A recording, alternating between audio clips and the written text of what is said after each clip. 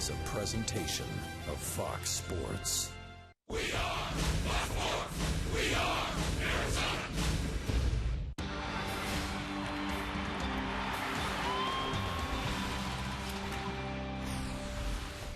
A challenge upon us in downtown Phoenix, Arizona. The best team in the National League West has rolled into town to the surprise of, well, very few, because the Colorado Rockies, when they trained here and shared the complex at Salt River with the Diamondbacks, you knew they would do this. Everyone expected them to do it, predicted it, and they are doing it. The Rockies and the Arizona Diamondbacks.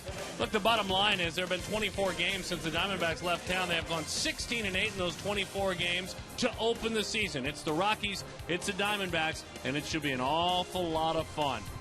Hi there, folks. Welcome back to the ballpark. This is a 3-game series. This is Mark Grace. My name is Darren Sutton, and glad to have you with us tonight. The Rockies are doing it as well without hitting. They're hitting .237 as a team, and Carlos Gonzalez, a good sign in the last 2 or 3 games. He is starting to heat up, but big picture, he's having a very quiet year for an MVP caliber player. That's exactly right. He was a Triple Crown caliber guy last year. Not so much this year. Only 1 home run in the month of April and here in early May.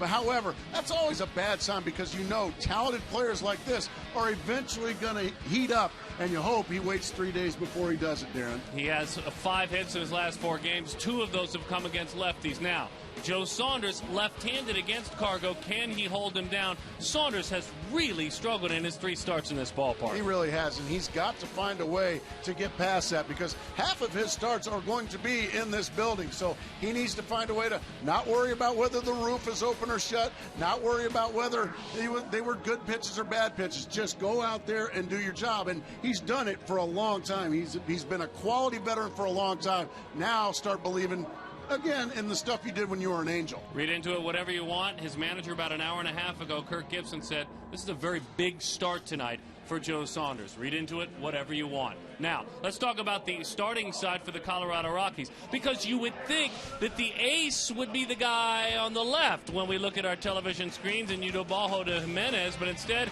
it's been Jorge De La Rosa. He's on the bump tonight. Yeah, Ubaldo Jimenez was the opening day starter for the Colorado Rockies, but he was winless and he's been hurt. But Jorge De La Rosa really came off the scrap heap. They picked him up from the Kansas City Royals and the Milwaukee Brewers. They couldn't use Jorge De La Rosa. Colorado could, and he has been fabulous ever since he put on that uniform. Great stuff, a mid-90s fastball with some tremendous off-speed stuff as well. The thing to watch tonight, tempo. If you can throw him off tempo, if you're the Diamondbacks, you will be in good shape. His manager said that has not been done since last season. He is off to a fabulous start. Gracie and I, glad to have you with us. We will continue getting you set for the Colorado Rockies and the Arizona Diamondbacks, and we will do so talking about Ryan Roberts, some perspective of a couple of his teammates. He's in the starting lineup tonight, by the way, for Kelly Johnson. Johnson sits tonight. Roberts gets the start.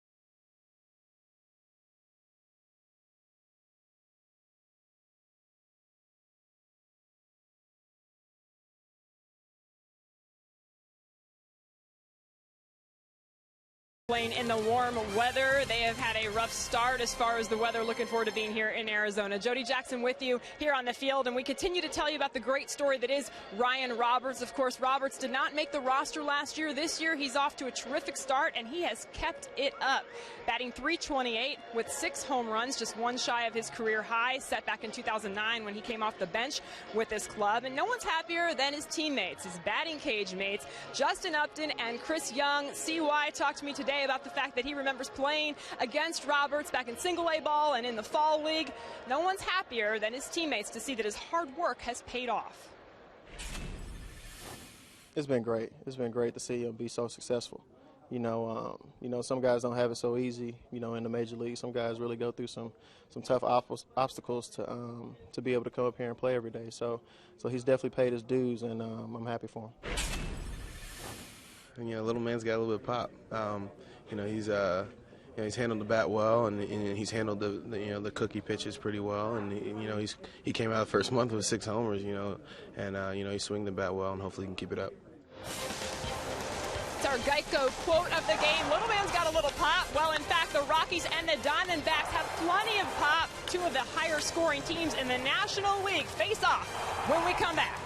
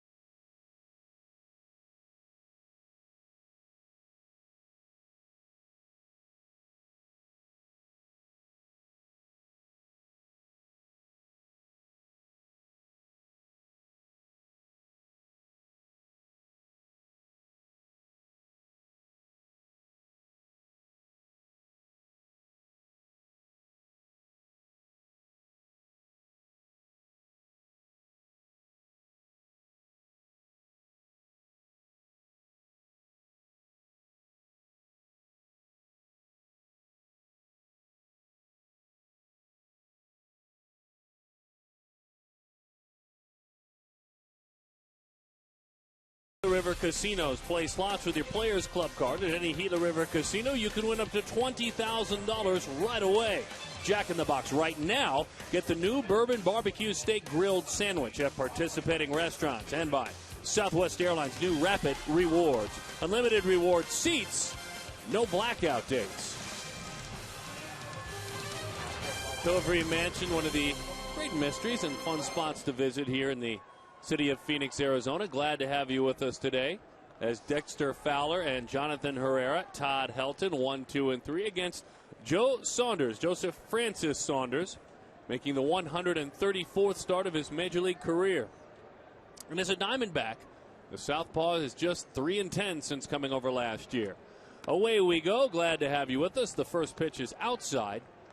Gracie and I thank you for inviting us into your home tonight as we play baseball at Chase Field. The Virginia native misses low to Dexter Fowler. Now Fowler at just a 263 clip, but he's walking a lot. So out of that top spot at 378 on base percentage. He's got 20 runs because of it. Patiently takes 2-1 the count. And that's all you can ask out of your leadoff man. Get on base by hook or by crook, and he's been doing it the walk route. I think we are still yet to learn how talented Dexter Fowler is as the 2-1 is on the ground. Kicked over there by Mora. He recovers, he fires, and that is in time for the out. Let's take a look at the starting lineup for the Colorado Rockies. Jonathan Herrera, a pleasant surprise. We talked about the lack of hitting. Not with Herrera, not with Helton, not with Tulowitzki.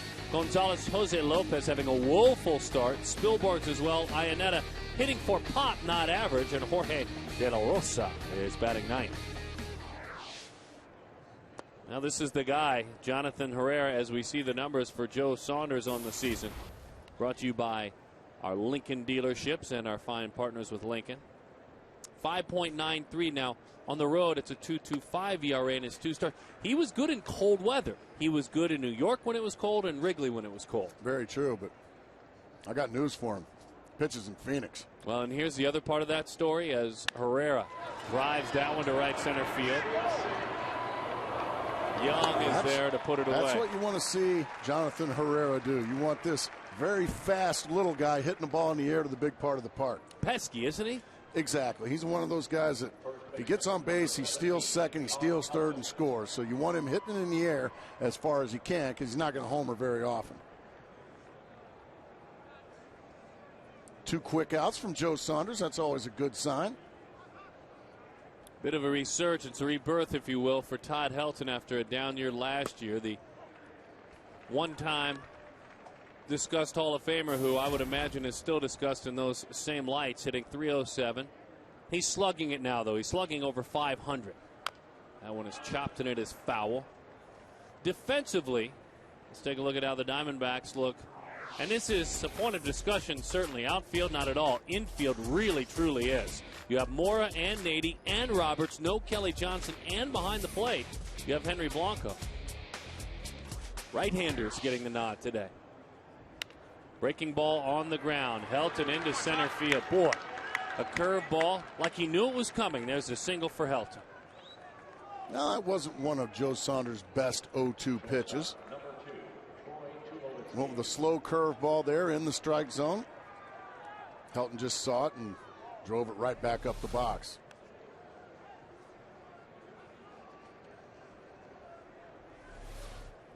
So he is on for Troy Tulowitzki. Funny thing, these Rockies, again, I told you, hitting .237 as a team. Nothing to crow about. They're 4th in runs per game. They draw a lot of walks. That's exactly right. St. Louis is number 1 in runs. Number 2 is Cincinnati. Number 3, the Diamondbacks. And number 4, Colorado. 15th in hits. 15th. But 2nd in walks.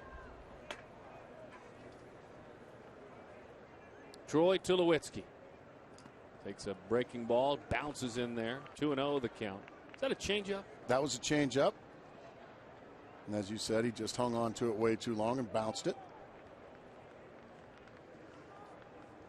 Troy is at .296. He has homered 7 times. He has got 17 batted in. Big pitch right here for Joe Saunders. He's 2-0 on a very dangerous hitter, very powerful hitter.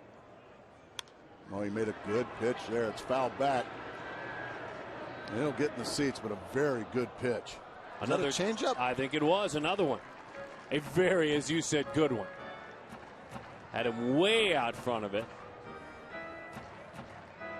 2-1 the count to Troy Tulowitzki. You saw that he doesn't like hitting here at Chase Field.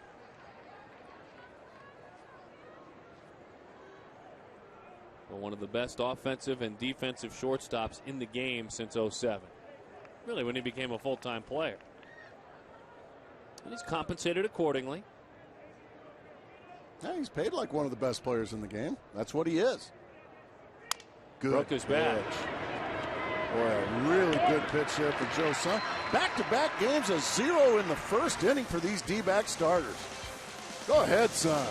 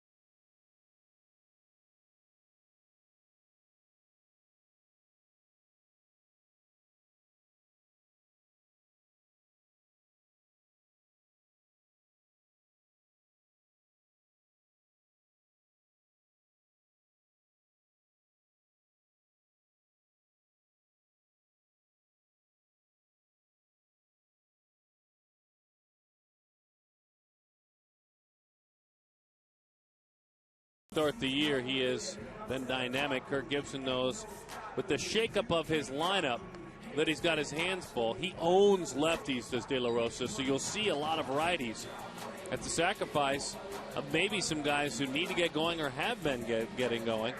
Brought to you by Southwest Airlines. Right-handers Young, Roberts, Upton, Stephen Drew is in there. Right-hander Nady, right-hander Mora. Left-handed hitter Gerardo Parra, Henry Blanco instead of Miguel Montero. Joe Saunders is on the mound. Kelly Johnson will be in the starting lineup, but this is the second in the last couple of days that he has been given the day off. He was given the day off on Saturday as well. Played Sunday, and then that's 2 of the last 3 that he has not been in the starting lineup. It's been a tough struggle for him, yeah. He's got one of the more difficult lefties out on the mound tonight, so go ahead and give him a break. Let Ryan Roberts play second. Got to find a place to put Ryan Roberts. I would agree with that. You see the numbers. Look at the opponent's batting average. That's hard to look at. My goodness. One of the best lefties in the game. Left-handed hitters this year, 2 for 18 against him. There's another reason why it's a right-handed lineup. 2 for 18 against him. So Jorge Alberto De La Rosa goes to work. And he does so. Last year, lefties hit 206 against him. We roll into the bottom of the first. De La Rosa fires a strike. Diving attempt. Tulo right behind the dive of Lopez. The shortstop, the Gold Glover, is there to make the play. Let's take a look at the Colorado Rockies defensively.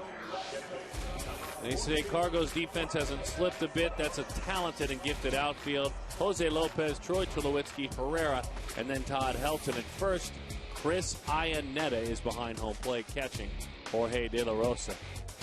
We have some ground coverage out there. A man who could be a center fielder, a man who is, and Spielborg's a solid right fielder, so a fine defensive outfield.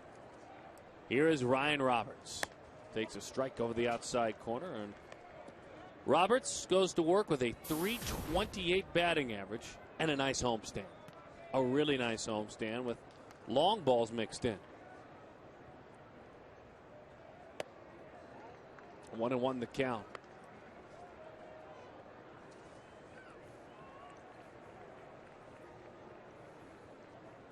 Roberts has always done great work against these Rockies as he takes a pitch off the plate. Earned himself an opportunity to play quite a bit in 2009. And there are those numbers, boy. Last year, a huge step backwards. Most of the year in the minor leagues. As that pitch is low, 3-1. And then this year, he gets another chance that he would never waste it again. My goodness. I mean, that's in the big leagues with Texas and Toronto in 06 and 07. And that's just in a month of games here. He's been a lot of fun to cover. High fly, center field. He beat him with a fastball. We probably shouldn't let it go any further when we talk about De La Rosa and make it very clear. Not only is he one of the better left-handed throwers in the game, he's one of the hardest left-handed throwers in the game. Not a big man at all, but he has a big left arm. 93 miles an hour on that fastball, and as you said, it beat Ryan Roberts 3-1. He has added a slider into the mix the last 2 seasons. His curveball, he is using it more. His changeup, he started using his changeup a lot more last year. And he's in some pretty heady company with regard to swings and misses. Breaking ball misses low and in. You know what's funny? Look at the division that the other 3 are in. You have a West, West, West, and then a guy from the AL East. But those are the big-time lefty strikeout pitchers. Clayton Kershaw. He's pretty amazing. I know he's not forgotten, but why do I feel like he is a bit with the likes of, as Ubaldo Jimenez looks on? Well, the likes of Ubaldo when he's right. Tim Lincecum. Yeah. There's just so many good pitchers in the Western Division of the National League. Change up, bounced it in there. 2-1 the count to Justin Upton. A homer, 3 RBIs, just 5 for 24 in the current homestand. Gripping that bat pretty tight, maybe trying to do some big things with runners on base.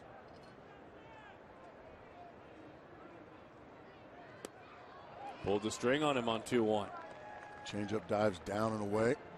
Justin swing at that one like it was a fastball right in the middle of the plate.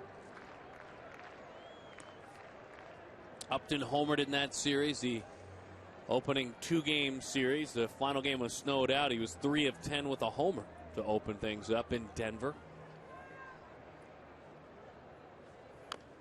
Fouls off a breaking ball. And so we'll do it again. 2-2 the count. This 3-game series wraps up a long homestand for Arizona. It was a 2 of 3 against the Philadelphia Phillies. It was a split against the Chicago Cubs in a 4-gamer. And Kirk Gibson's squad now with the Rockies.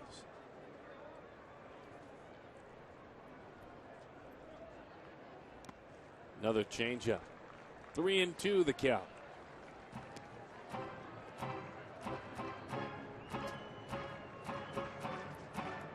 We told you those woeful numbers for left-handed batters. That's why you see very few. One of them on deck in Stephen Drew.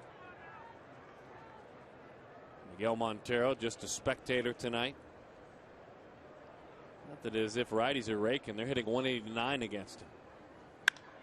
That is well stroked on a line into right center field. It will go all the way to the pool and up against the wall. Boy, now that is a pretty approach, and a double for Upton. That's 8 doubles this season. It's a great at-bat all the way around. Spoiled some good 2-strike pitches, foul balls, laid off a couple. They got a fastball he can handle. Bang. Drills it into the right center gap. Bang. That's what you like to hear off the bat of Justin Upton. That ball got into the gap quickly, and a runner in scoring position for Stephen Drew. Leads the team in RBIs with 22. He's like, all these lefties getting the day off. Nah. And go ahead and hit me clean up. He's hung in there very nicely against De La Rosa. He's got 19 at bats. That's enough to at least take a study of. As that one bounces in there. He's hung around. I mean, we told you that all lefties this year are 2 for 18. He's 5 for 19 career against him. A lot of strikeouts. He's had his strikeouts. 1-0 the count. 22 runs batted in. See if he uses the big part of the ballpark the other way. That one is low. 2-0 the count to Stephen Drew.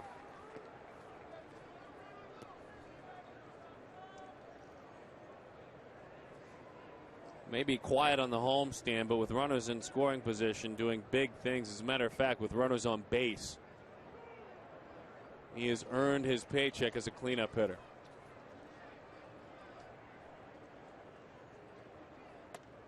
Overthrew it. It was a changeup, I believe, just got away from him. 3-0. And if I'm Stephen Drew, if I'm Kirk Gibson, Stephen Drew's got the green light right here. Okay. Absolutely. Why is that? Well, because first and foremost, he's your best RBI guy this year. He's hitting 306. He should get a fastball in the middle of the plate, and Stephen knows what to do with those.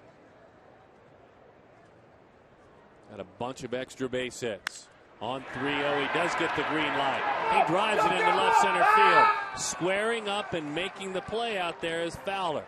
As predicted by my partner, he did drive that ball.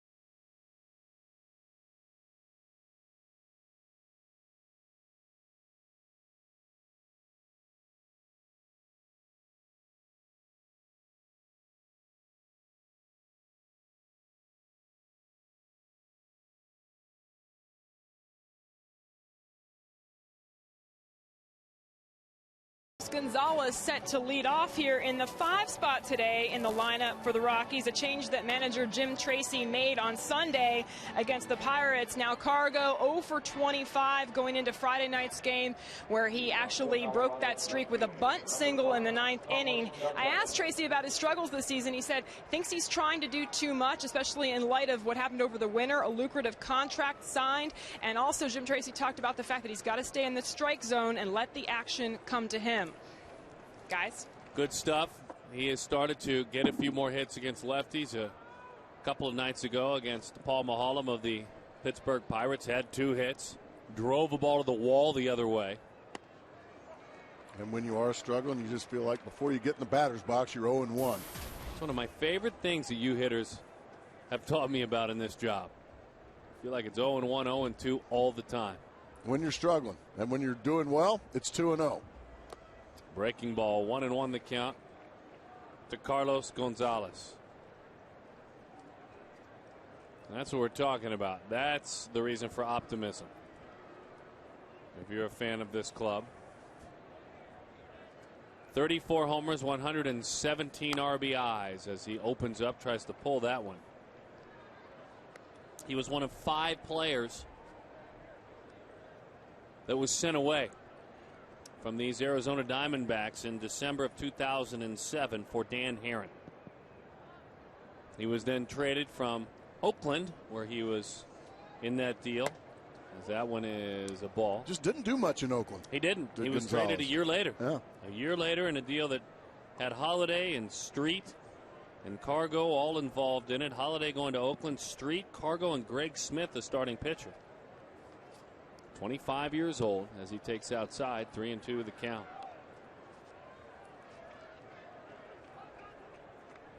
Kind of a silly year last year when you go back and look at the numbers. And unbelievable. I mean, kind of video game numbers. Yeah. He also stole 26 bases last season. Lifts that one down the line, hugging the line to the corner it goes. It's a foul ball. Now, that one, I'm going to ask you. Was he late on that one, or did he drive it the other way? I think it was late on it. Okay. And he's just so doggone strong that he can still drive it 10 feet from being out of the ballpark. But I think he was probably just looking for the ball, maybe thinking a slider might be coming. I think he just read the fastball and reacted, and he was a little tardy on it. Infield, outfield, truly straight up for him. Outside, ball 4.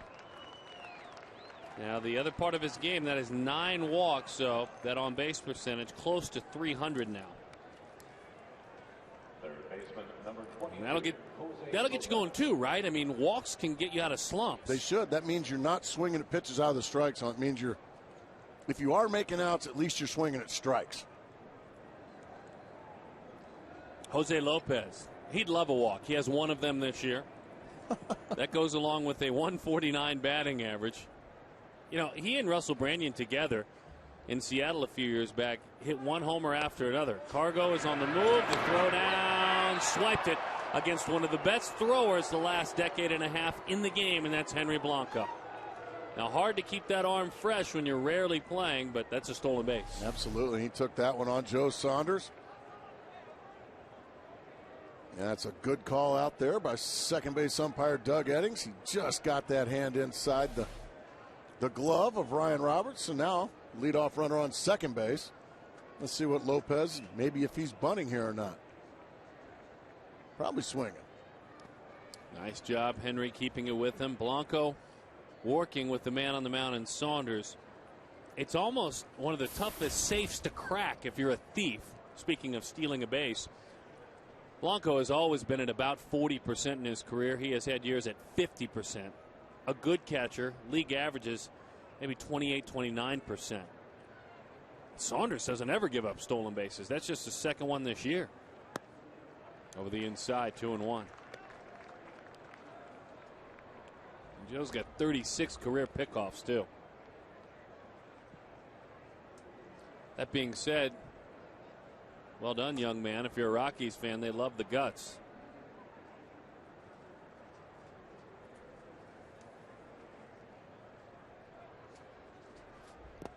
Into the dirt. 3-1 the count. Well, Joe Saunders has gotten himself in trouble with walks this year. Had 14 walks coming in to this ball game. He walked Carlos Gonzalez to start the inning, and then the stolen base. Now he's 3-1 on Jose Lopez. Bouncing ball. And when you're hitting a meager 149 at bats like that, really make you feel good. You want to drive it. You want to drive that run in. He just moved that runner over. Well, you also want to help the ball club, and that's exactly what he did, was help the ball club. A very selfless individual in Jose Lopez. That's just great team baseball right there by the Colorado Rockies. Well, there's your example. If you're willing to take the walks, if you have a shutdown bullpen like they have, and you're only hitting 237, those are the things that keep you in first place. That's exactly right. And those are the things that keep you in the manager's good graces and keeps you in the lineup. Now can Joe Saunders shut it down as he faces Spielborgs, and Iannetta waits on deck. Ryan, he also is below 200. Well, that graphic tells me that this year's not much better than last year. A slow starter. Boy, this is driven to right field. Upton going back to the wall. He's got just enough room. The ballpark holds it. It's 1-0 Colorado Rockies. A walk turns into a run. It all started with a walk, and then a couple of outs, and it's 1-0. Wanted to come in. It went right over the middle of the plate, belts high. Spielborgs put a good charge into it, but Justin Upton's just got enough room, and you'll give him that right there. You'll give him the sac fly there. And you look at it this way. Hey, you got to score anyway. I don't know if you could just hear that in the dugout. Boy, was that great. Just got to run there, boys, without a hit. Outstanding. And we preach it till we're blue in the face up here about fundamental baseball and how much walks can kill you. And just how much it means to that Rocky ball club. Outstanding, they said. That wasn't a coach. That was one of the teammates down there slapping five. That's great. We never quite know what we're going to hear inside of a dugout. Well, you had a guy struggling in Carlos Gonzalez. He leads off with a walk, steals second. A 149 hitter. Move him over to third base with a productive out. And a 174 hitter. Drive him home with an out to right field. Yeah, that's outstanding. And it's 1-0 because of it. 2-2 the count. Iannetta takes a changeup that floats high. Now, let's talk about Iannetta. That 175 clip. But his on base is 390. He's walked 18 times. He's slugging 421. He doesn't want to be hitting that low for much longer, but he'll take a walk as it goes to the backstop. Iannetta reaches. Blanco goes and picks it up, and well, now you clear the pitcher if you're the Colorado Rockies. Yeah, that's a mistake there by Joe Saunders. He really had Iannetta all set up, had him 1-2, and then just missed badly with 3 pitches. Ends up walking him, and as you said, clears De La Rosa. And we say clears De La Rosa. This guy ain't no automatic out for a pitcher. He's not bad with the bat. No, he's 3 of 13 this year. And he has 23 hits in his career, 138 career hitter. But you'll see, he looks hitterish in there. He's got a pretty good swing. He's got a little load going in the box, too, up on the toe. Loads that back leg. Watch him go up on that toe once he gets ready to with the lead leg. Look at that, Gracie. No, not a fan. Oh, hey. That's what you were talking talking he's a little about. hitterish. I don't know what that tippy toe thing's all about, but Very interesting.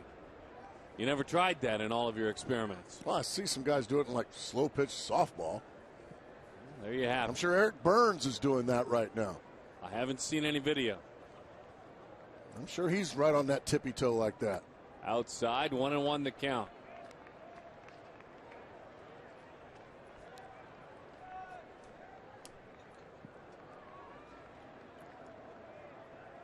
check that out. Runner at first. Waves through that one. 1-2 the count. Good sink on that fastball.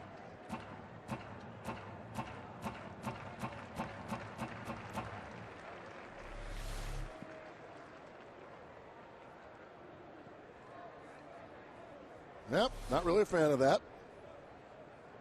The 1-2. Outside. 2-2 the count.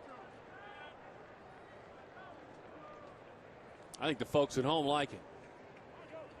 Well, they're allowed to like it. I think it's something a little different. Sounds to me like you like it. Well, I just think it's something a little different. I like seeing a pitcher that's outside of the box a little bit. He's getting a few hits.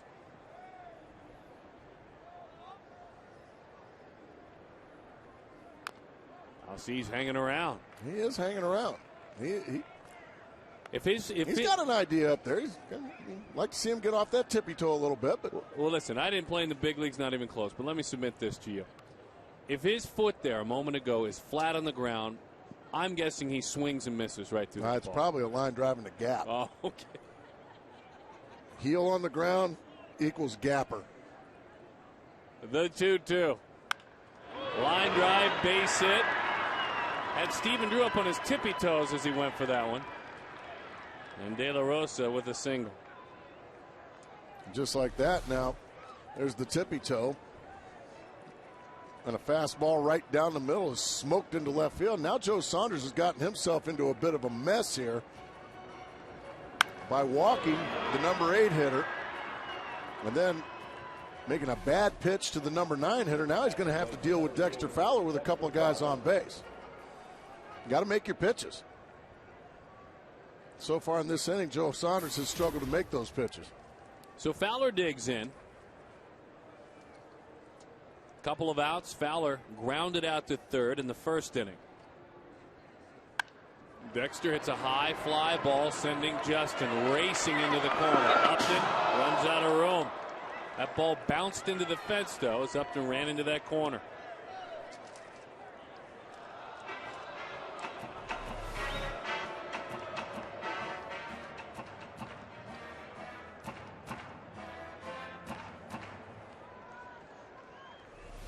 Won the count.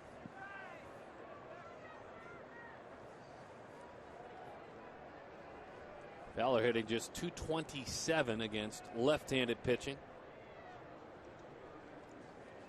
A switch hitter takes outside with a changeup. 1-1 the count. Boy, if Ryan Roberts and or Stephen Drew want to put a pickoff play on, Chris Iannetta is about halfway to third base with his leadoff.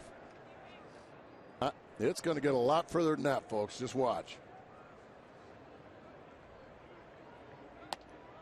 Yeah. Henry Blanco trying to keep him a little closer there.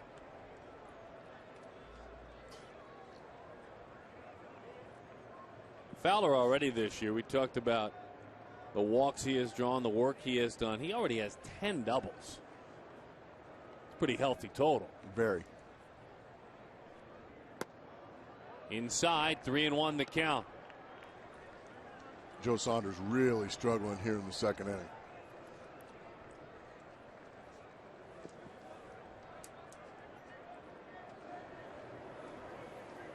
Joe's thrown 44 pitches in the ball game. 3-1, 3-2 the count. He fouls it back. Joe's made 18 starts for the Diamondbacks. And it's been hot or cold. Literally. In half the starts, his ERA is 2. In the other half, his ERA is 8. Yikes.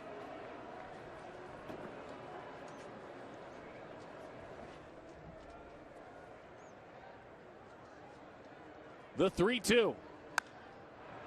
Putting in a bat on him now, isn't he? Nice play. Very nice play.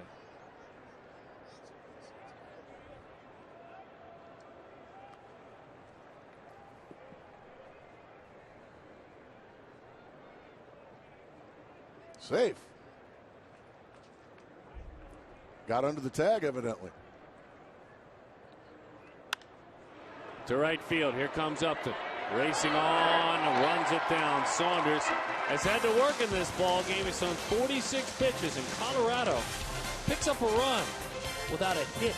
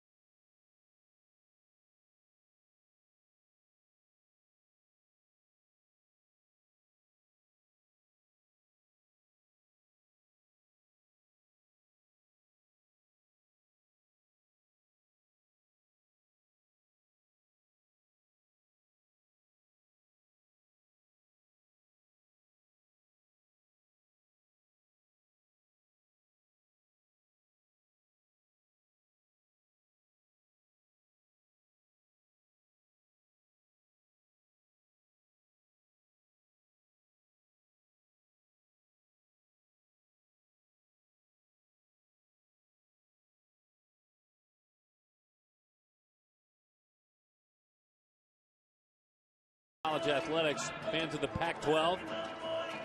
FoxSportsArizona.com, your home to exclusive coverage of the D-backs, including highlights and more. Plus, streaming live tomorrow at 8 in the morning.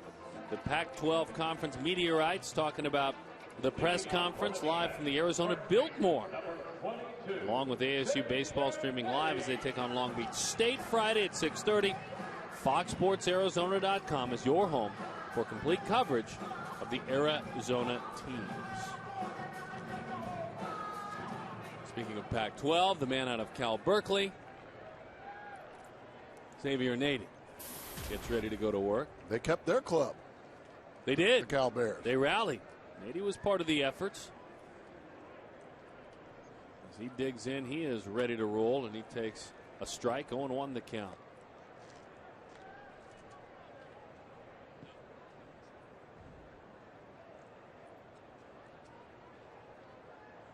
On 0-1. Breaking ball. Don't forget, anytime the D-back scores 6 runs or more, Taco Bell gives away 3 free tacos with a large drink purchase. Those dancing tacos will come on your screen if you score 6 or more. It may even be at your location from 4 to 6 p.m. the following day. De La Rosa with the 1-1. Nady pops it up into right center field. And Spilborghs is there to make the play. Hey, every time a Diamondback player hits a homer, yeah, well, another $150 is donated to the Central Arizona Mountain Rescue Association, courtesy of our good friends and partners with Fulton Homes. Well, how about right here? Sounds good to me. Former Rocky Melvin Mora. So you're calling for a long ball here. You're ready. Yeah, we got to get. Melvin hadn't been in the Cadillac yet this year. He does not have any long balls this year. As he takes high and away, 1-0 the count. This is his old teammate. Watched him and knows how he will attack. Mora last year homered 7 times for the Rockies. Swing and a miss. 1-1 the count to Melvin Mora.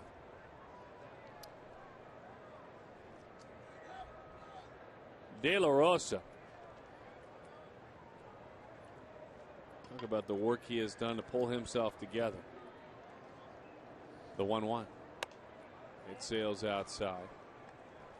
De La Rosa, a pitcher that when you look back on his career, in his 3 years in Milwaukee, he had a 6.2 ERA and 7 walks per 9 innings.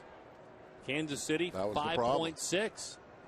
Just could not consistently throw that really good stuff over the plate. That one is low and inside. 3-1 the count.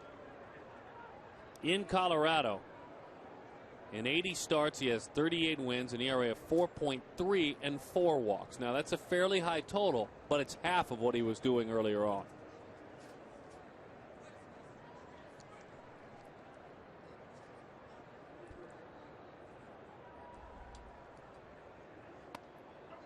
Over the outside, it's a strike. What's going on, by the way? We were taking a peek at a game in Chicago.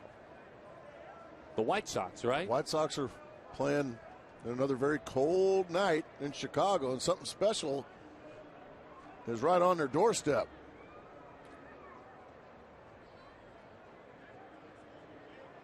Swing and a miss. That is a changeup. Francisco Liriano is working on a no-hitter, and he just got it. On a line out to short, Francisco Liriano of the Minnesota Twins just no hit the Chicago White Sox.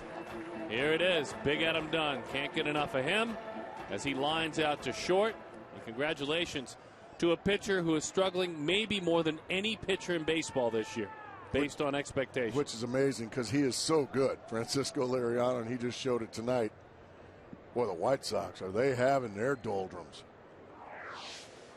Liriano came in as that breaking ball is outside. Liriano pitching every fifth day with a 9.13 ERA. A 9.13. Well, it just went down a lot. And they're talking about the fact that he needed to do well to keep his spot in the rotation. I think he earned Does that himself help? another start. Oh, congratulations to Francisco Liriano. The 5th no-hitter in Twins history. And I know our crew here, we have, seems like 15 or 20 Twins fans in our crew. We have a lot of them. And I know they celebrate tonight because for the Twins, that's their 3rd win of the year as a team. It's one of their few wins all season. Between the White Sox and the Twins, that was a good pillow fight tonight.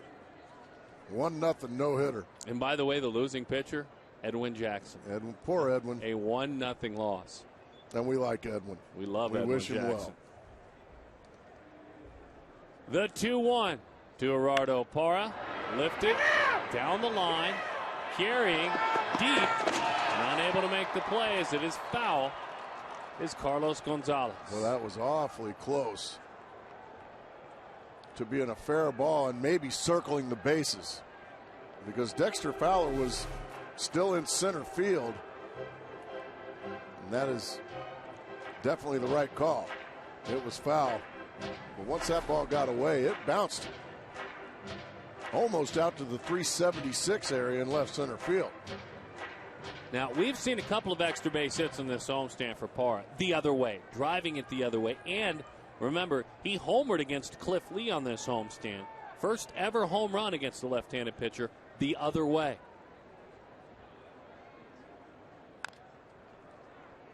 We'll do it again with a 2-2 count.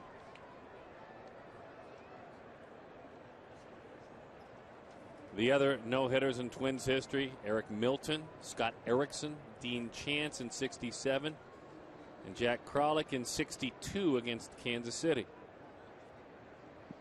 Eric Milton. And Scotty Erickson, a couple of good names, certainly Dean Chance. Now Liriano, breaking ball, yikes. Oh my goodness. Oh, wow.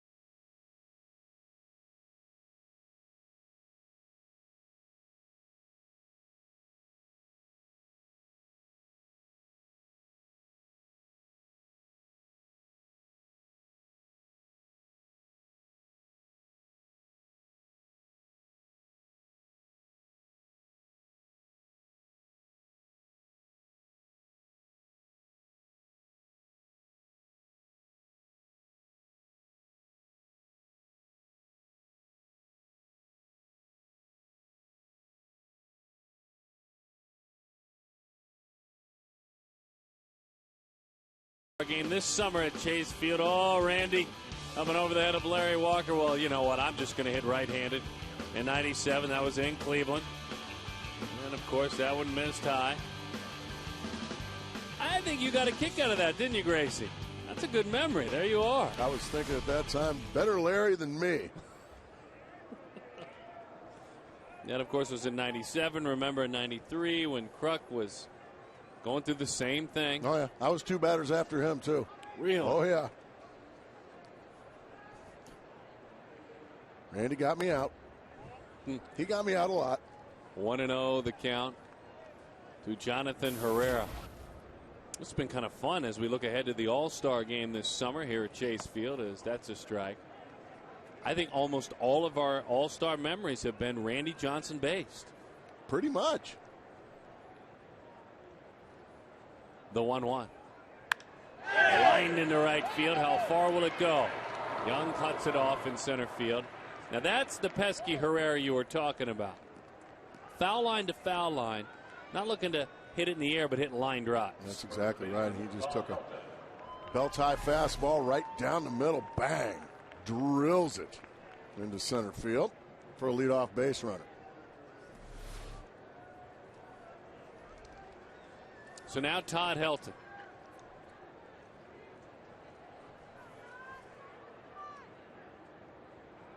The veteran, or the Todd father, as Gracie likes to call him. I do like to call him that. It's a big league name. 3 of his last 8. That was on a recent homestand. Picked up his 533rd career double on that homestand. He needs one double to tie Lou Gehrig for 30th on the history of Major League Baseball's doubles list.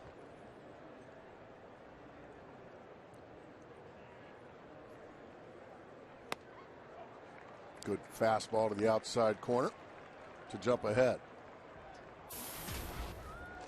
A couple of guys that you might not know it, folks, you baseball fans. If you've been a fan for about a decade, you think of guys that play the game the right way. You think of guys like Helton. You think of guys like, that one is fouled back. I think of guys like Greg Maddux. Now, the reason I mention the two is that you might not know at home, as you see the improvement for Helton this year and last year, what a difference it's been, is that both Helton and Maddux are some of the most twisted, sick sense of humor guys I've ever been around in my life. And they're great teammates, both of them. But I think they'd surprise you with how much they can sneak up on you with their sense of humor. Fair enough? Oh, I think so, yes. If you... Right, see? Their sense of humor is very juvenile, if you ask me, which is fun. Which is, I mean, it's fun. It's like, you know, guys like, and I'm not saying these guys do it, but it's like something that my 2 children, they're 10 and 7, would think is great. Like, you know, picking your nose and wiping it on you. It's that kind of stuff. 1-2 the count. That one is high. 2-2. Helton loves walking around the locker room when members of the media, or maybe, you know, a serious group gathered around speaking with Troy Tulowitzki and just kind of sneaking up on you. Just leave it at that. A lot of times clothing is optional. We'll just leave it at that. 2-2 the count. But Maddux was the same way, and I never knew it until I covered him. That's your old teammate. And I love it about both guys. They keep the game fun. Bouncing ball, the runner was on the move. He got a shot at 2. Very well played. Roberts to Drew on to Nady, a double play. Nice play there by Ryan Roberts. They were playing hit and run. And he took a chance, but he gets it to second base in time. Good call there at second base by Doug Eddings, and then the rest is very routine.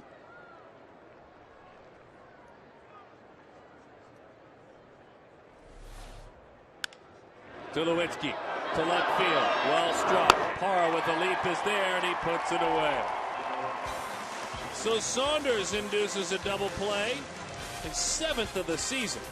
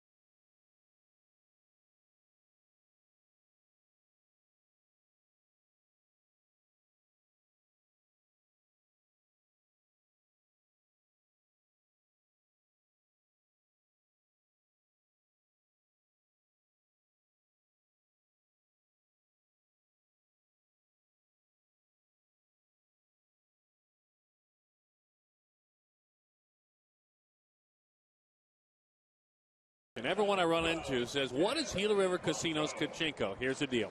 You can find out and learn how you can play right here at Chase Field by going to the interactive kiosk near Section 111 during regular season home games. It's a lot of fun. Here's hoping there is a home version of it soon, because we were able to store it in our home over the wintertime, and the kids and I, we loved it. We'll be doing a game from out there probably right before the All-Star break. Just took the Kachinko board, huh? Henry Blanco drives it. Enjoy it, Henry. It's been a while. And that is a no-doubter, folks.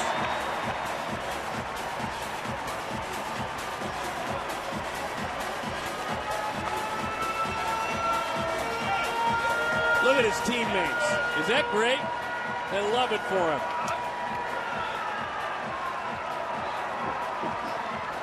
That's his first home of the year. It's also his first hit of the year, folks. Tape measure variety. Henry Blanco. That's a good shot up.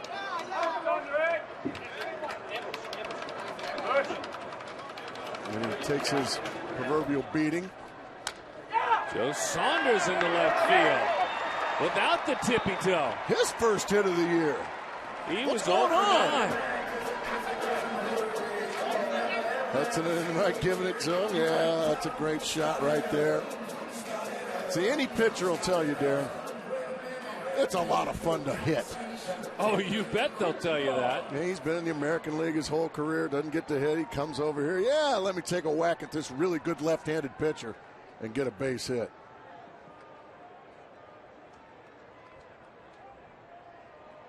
Boy, Henry Blanco put a big charge into that baseball. His last home run, he only hit 2 of them last year, was against Matt Latos. And he Mercy. crushed that one in New York.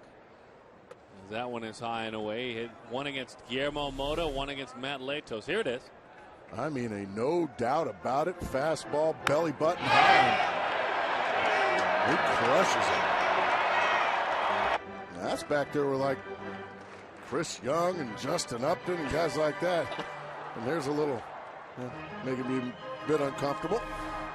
Well, between that and the tippy toe, you're in good shape tonight. Man. I only say that about Gerardo Parra because I just can't move like that. 1-0 the count to Chris Young.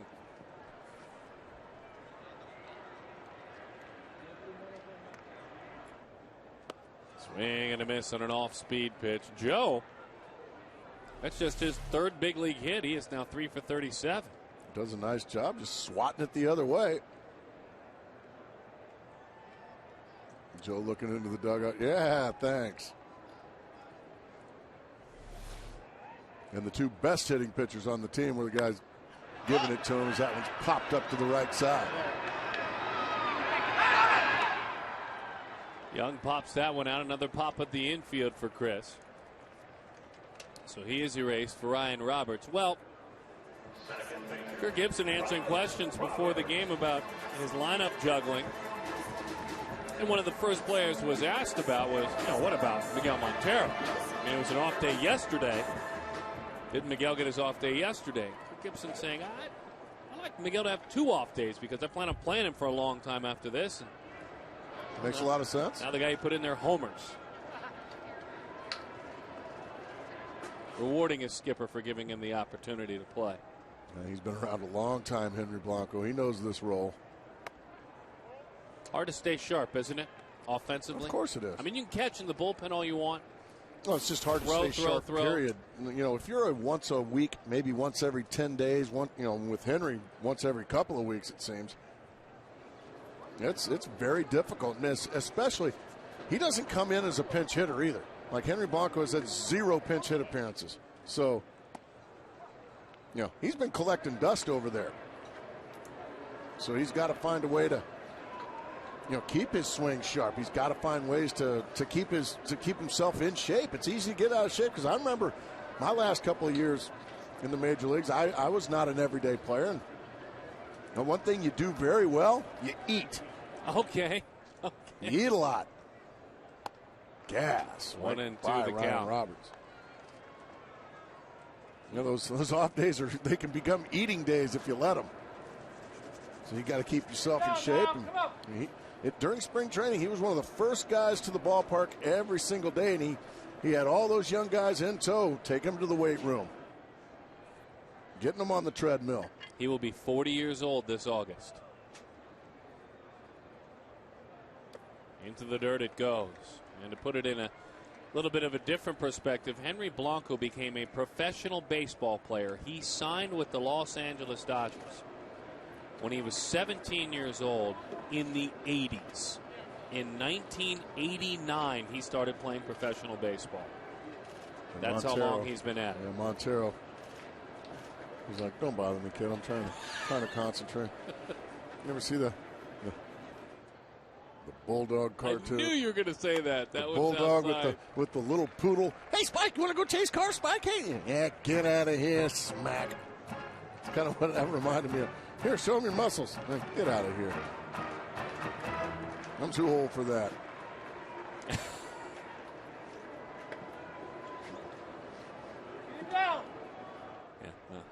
Leave me alone. You get to hit homers all the time. Can you go sit somewhere else, please? It's my camera shot. That pitch is high. Ball 4. So Roberts draws the walk. Well, take the D-backs wherever you go this season. Subscribe to MLB.tv today to see every D-backs game on demand on your computer. Visit dbacks.com for details. MLB.tv. Baseball everywhere. It's a big league read right there. It was very good. Thank you. And I didn't try to, lean into your read, kind of Miggy into your read, if you will. I would have had to swat you. I just kind of let you go. You can go over there now. It's called Augie Ojeda, that spike, I think, on occasion as well. It's very true. Sidled up by Dan Heron when he was here. 1-1 the score.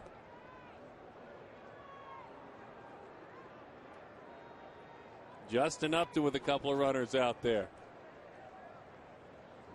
Glad you remember that. Forgot about that little nickname we had for Augie. What a good guy.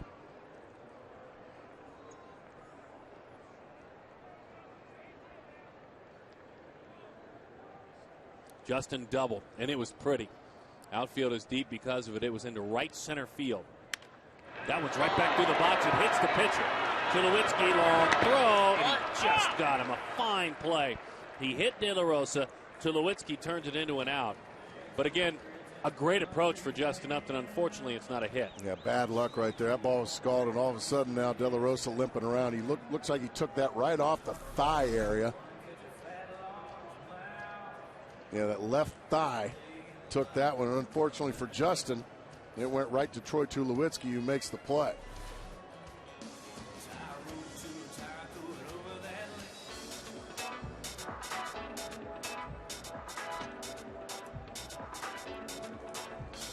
He's not going to rub it. No. That's not who he is anymore. Maybe earlier in his career. He has really assumed a role being one of the top-tier pitchers. Try not to throw out the word leader. Try not to throw out the word ace, any of that stuff. He's just one of their best pitchers. That's all that he's asked to be. I agree. Sometimes I think we get caught up too much in that word leader. I agree with you 100%. Some guys are natural leaders. Some guys are natural followers. And some guys are 4-0 with a 2.5 ERA. Stephen Drew. And there's nothing wrong with being a follower or a leader. Base open. Let's see how he attacks it. High with an off-speed pitch. I mean, for 5 years now, I've been doing everything you tell me to do. Well, I have to go fetch diet drinks for you and candy bars. Well, those two go together. The 1-0. Swing and a miss. 1-1 the count. A run on 3 hits and no errors for the Rockies. Same thing for the Diamondbacks. And Drew in his career, you can see the differences. I mean, massive differences this year especially. As great as this season has been against lefties.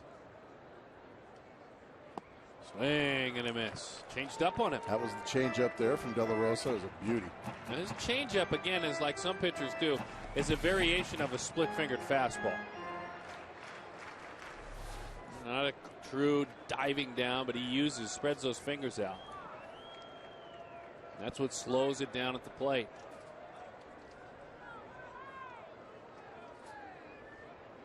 A Henry Blanco home run in this inning if you're just joining us. Into the dirt it goes. Iannetta puts his nose on. Nice block there by Iannetta, as you said.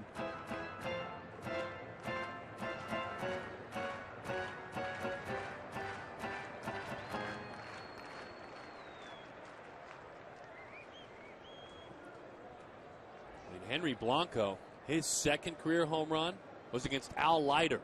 Oh, my goodness. That's how long he's been around. And that, of course, was in '99. 2-2 the count. Henry's first career home run, by the way, came against the Rockies. In '97, John Thompson. I remember John Thompson. Great coach at Georgetown. Actually, that's a different player. The 2-2 takes low. 3-2 the count. Had some great teams there. Coach guys like Allen Iverson, Patrick Ewing. I do remember what a legend. But Henry got him. This is John Thompson from Sulphur, Louisiana. Oh. Pitched for the Rockies, Texas, Atlanta, and Kansas City. 3-2 the count. Base open. How about that? Good at bat there by Stephen Drew. Now De La Rosa's messing around like we saw from Saunders a couple of innings ago. Pitch count, tracking, getting higher.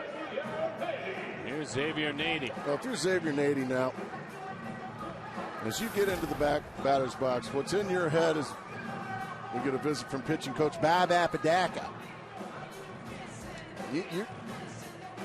Your idea now is, man, you just walked two guys to set me up with the bases loaded. I have got to make you pay.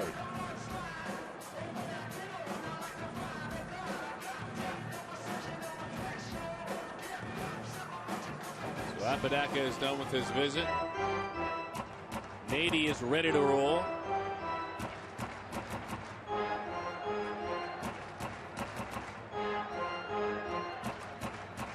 That revolving door at first base. Nady, he's got a revolving door on the base pads. He hopes they're loaded. We'll share with you at some point this evening Kirk Gibson's comments on the first base position before the game. Pretty interesting.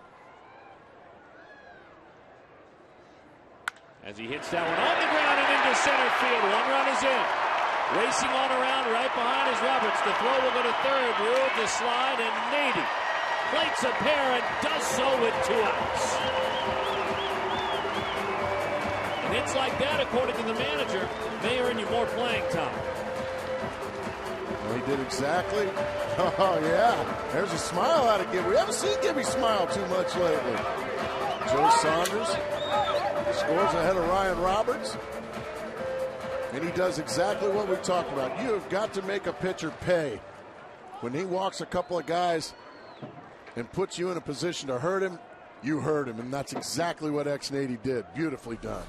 So Nady is now, he was 4 of 10 on the homestand. That's just another hit. So he is 5 of 12 on this homestand. Starting to hit, starting to play. More it takes high and away. Kirk Gibson saying before the game that he has not figured out or solved first base yet. He has 3 players. He tries to give them as much playing time as they can.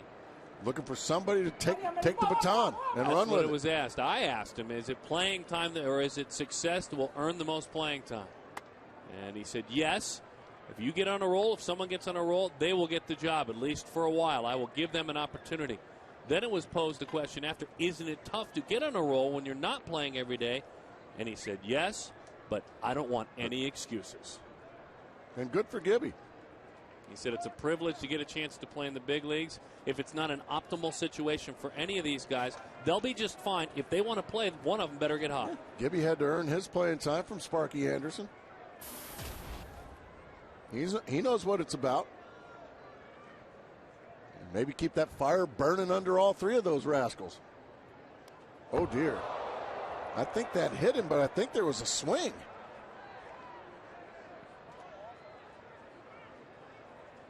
Yeah, Morris grabbed the bat. Either there's a swing or did it get his bat? Well, I think they're calling it a foul ball. Let's see what we can see anyway. Yeah, it got the bat. It got the bat. Thankfully, it got the bat.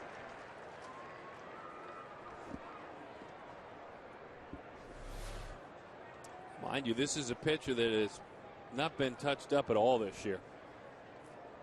He is a pitcher that can run hot and cold in the past, but it hasn't been very often. Well, the Diamondbacks have scored some runs off some awfully good pitchers here on this homestand. Cliff Lee comes to mind.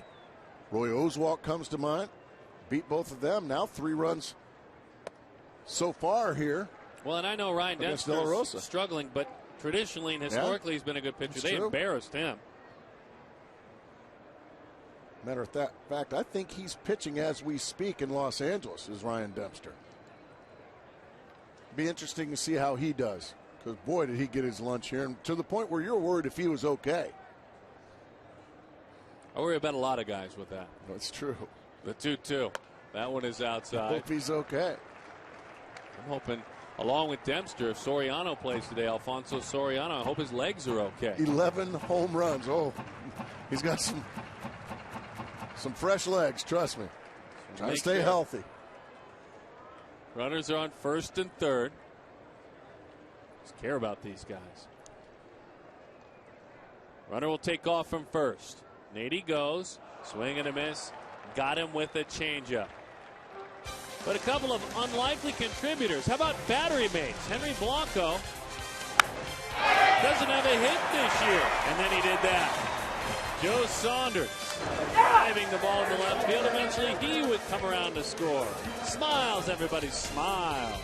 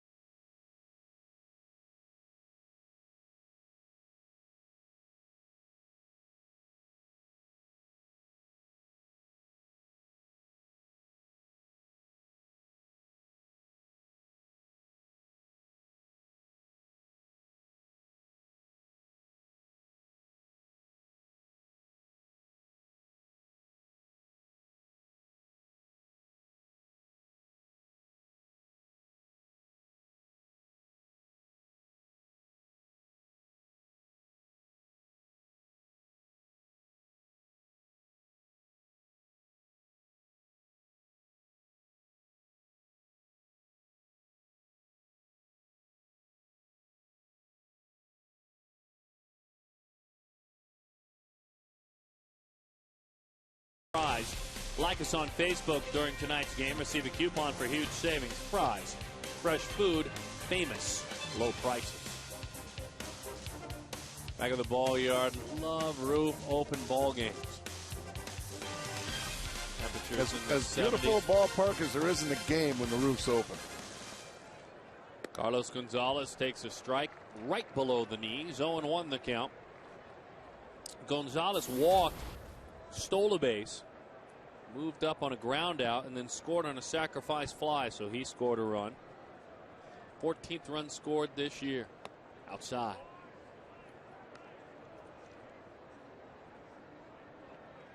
Last year at this time, by the way, he was hitting lefties very well. He was 12 of 30 at this point against lefties last year.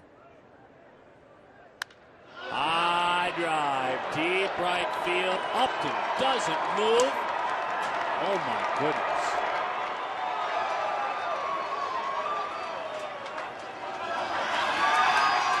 Well, now he's walked and homered against the lefty. He had a couple of hits against the lefty the other night. He is starting to become Carlos Gonzalez.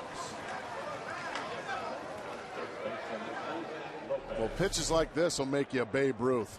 Oh, just a spinning slider, and Carlos Gonzalez destroys it.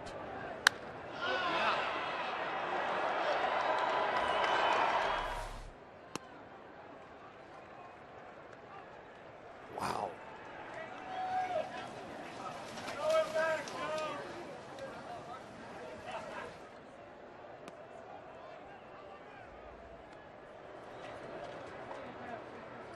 Folks getting homers out in the pool, bouncing around after it sailed well over their head. Well over their head. And then bounced back. Out front of a changeup, Stephen Drew. That was a good changeup there. A quality pitch there from Joe Saunders. Hey, by the way, Thursday night, we'll be out there looking for homers. We're calling the game from the pool Thursday night. Looking forward to that. So we will head out there, and you'll have an opportunity. It'll be a lot of fun. You can vote Gracie. Wow, will she be there? Can't speak to who's going to be there. I know you'll be there. And will they be there? Cinco de Mayo celebration. Here's who will be there. This guy right here, and this will be happening again. That's my son throwing me in the pool. That's just not a great memory. So Gracie will be going in again. As that bunt is popped up, it dies. Saunders, nice play. Very nice play. Really stayed under control there, did Saunders. Didn't go after it like a bat out of Hades. He just stayed under control. Let the ball take the spin it takes. And then made the play.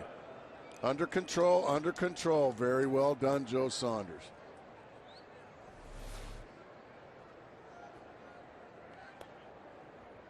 Pitchers fielding practice. They call it PFP. I think many people think, many baseball fans think that it goes on in February and in March. And it does a lot.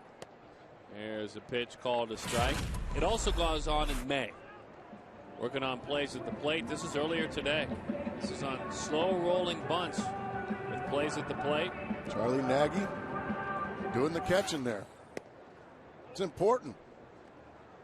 So many games get messed up when pitchers do a poor job of fielding their position. Fielding a bunt, throwing it away. And on the flip side, well, you can help yourself. Oh. If you can do little things like bunt as a hitter, field your position as a pitcher, stay in the ball game longer, make the decision easier for the manager. Most firm ground balls, if you don't make the play on the bump, it's going into center field. That's exactly right. And as you said, on bunts where they're giving you outs. Good slider there. 3-2 the count to Chris Iannetta.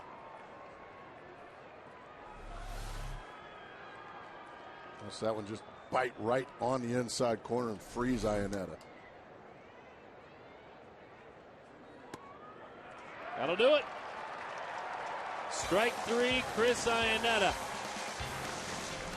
A home run by Henry Blanco. Then his fellow countryman, the young Venezuelan, Cargo, getting right against his original team.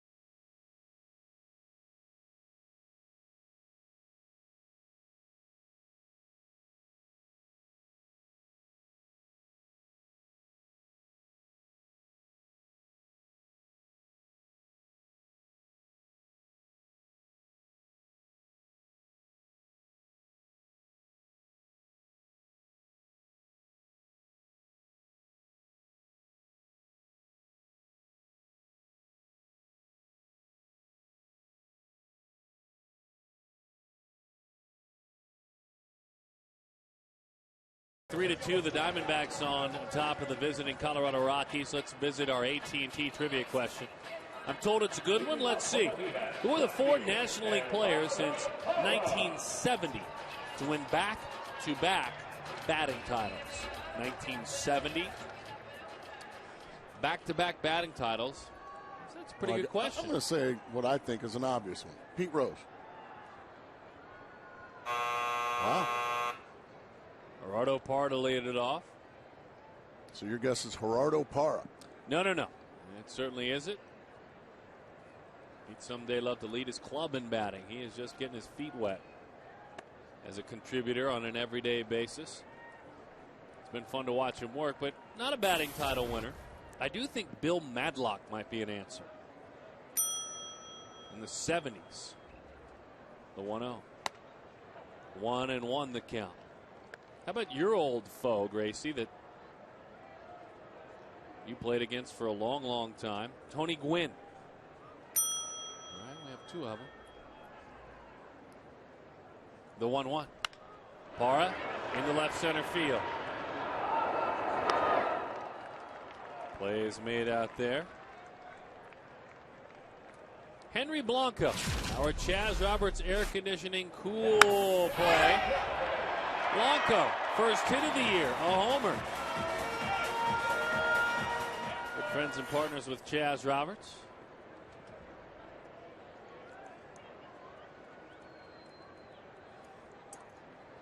Bring you the cool play.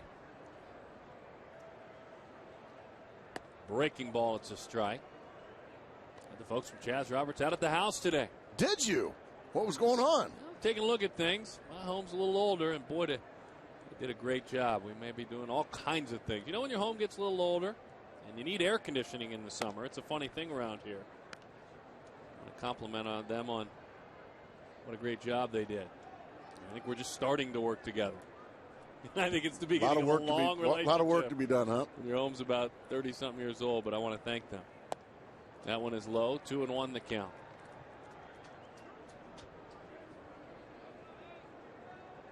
It's always fun to have air in the summer.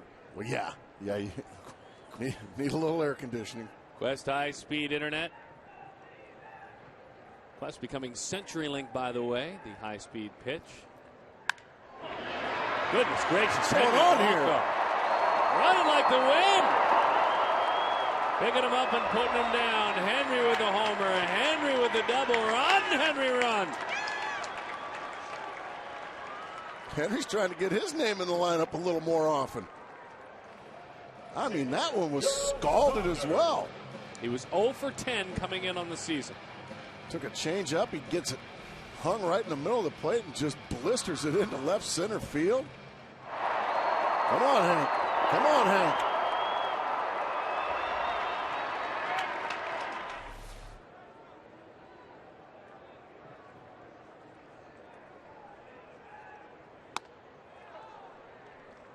Oh, 0-1 the count.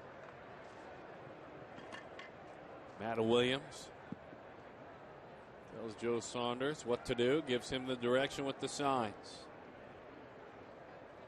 Saunders, by the way, singled and scored 1 inning ago.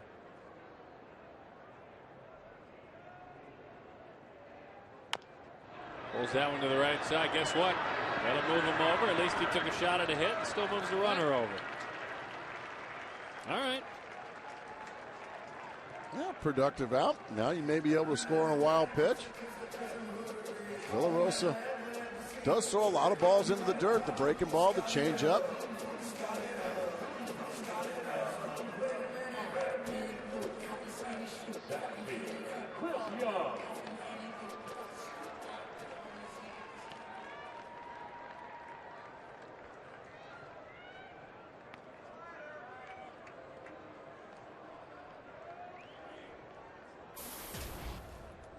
Here is Chris Young. Young grounded out. Popped up to the second baseman. That curveball is high. 1-0 the count. Francisco Liriano here about a half hour ago completed a no-hitter. The Minnesota Twins left-hander who had struggled as much as any pitcher in the game this year No hit the White Sox. 1-0 was the final. Changeup never got there. 2-0 the count.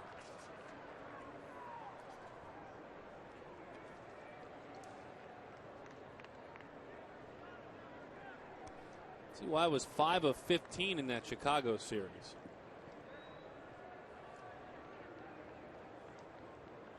So starting to hit a little bit more. 4 walks in the series as well. That was the good news, as that one's a strike.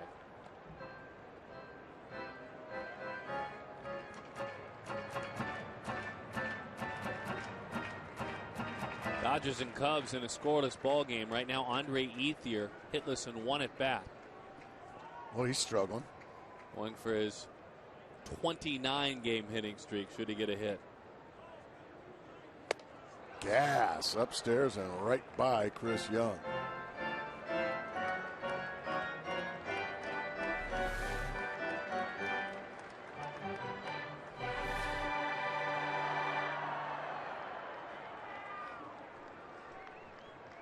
Got several things on the out-of-town scoreboard here. Really? What do you got? Just have to hold on. B.J. Upton had a walk-off 2-run homer. Rays beat the Jays. Rolls right off the tongue. That sounds like that one might have been Big John Roush. Ooh. Giving up that long ball. Bouncing ball. That's a foul ball. And other news, I am told, raise of the glass, tip of the cap to our men with the United States military. Oh, did they ever make me proud a couple of days ago? All those lives lost.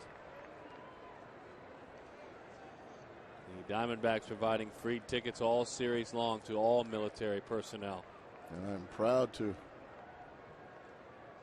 say I am very pleased that a very evil man is no longer with us. He is dead. Chris Young Osama goes bin down Laden on is strikes. not big league. Well said, my friend. Well said. I like the out-of-town scoreboard. Fish food.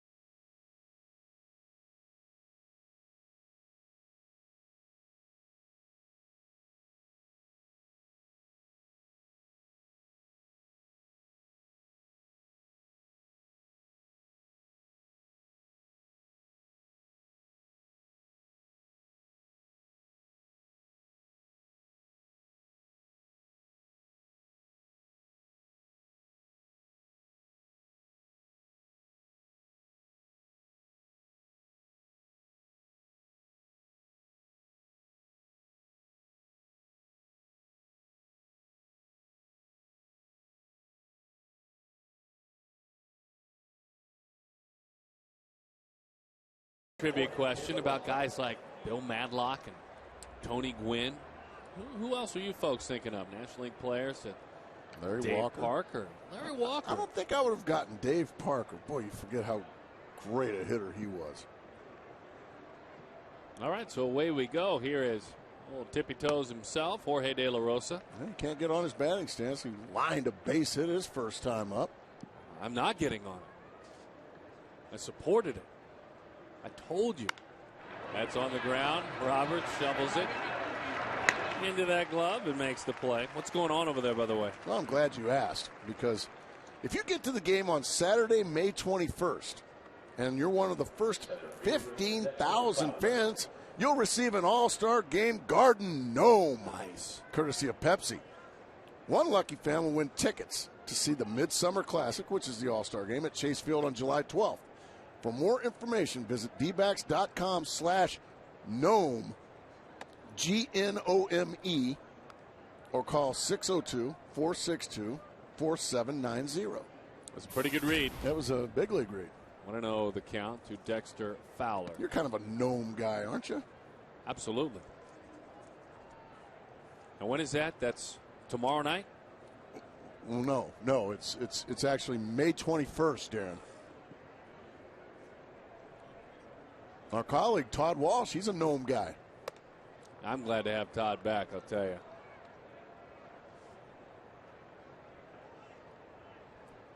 We missed him.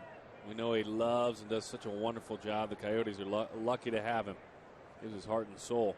But it is good to have him back. That's ball 4 to a very speedy leadoff man. That's a part of the game for Dexter Fowler. Some people expecting more from him this year, thinking, well, he's going to get to start to play every day, but he's, 10th in the National League in runs scored, tied with Ethier, first in doubles. Joey Votto and Johnny Gomes, only players with more walks in the entire National League. So to those critics, he's doing a little bit more.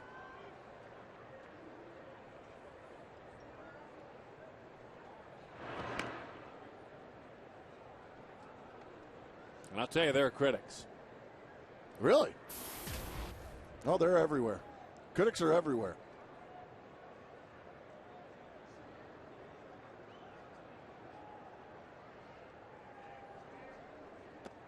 That one is low. So Joe Saunders having trouble finding the strike zone. Missed badly with 4 to Dexter Fowler now. Missed badly with the first pitch here to Jonathan Herrera. He salvaged a couple of quick innings. There you see his career. You need to be a little bit better than that. I agree. 75 or 80%. I like you, between 75 and 80. Anything over that's very good. Only has 2 stolen bases this year, and as we told you earlier, when Carlos Gonzalez swiped a bag in the second inning, only the second against Joe this season.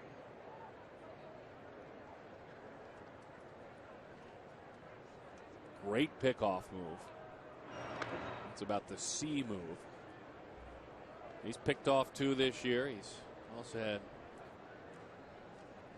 a couple of more pickoff caught stealings.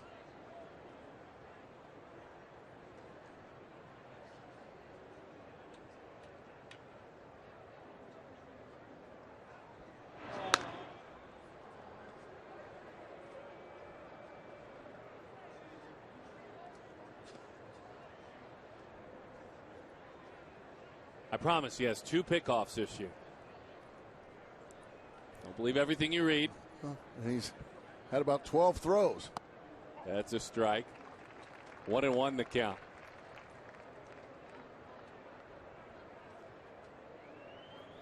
It's been tough for Joe if you're going to take a look at the numbers, and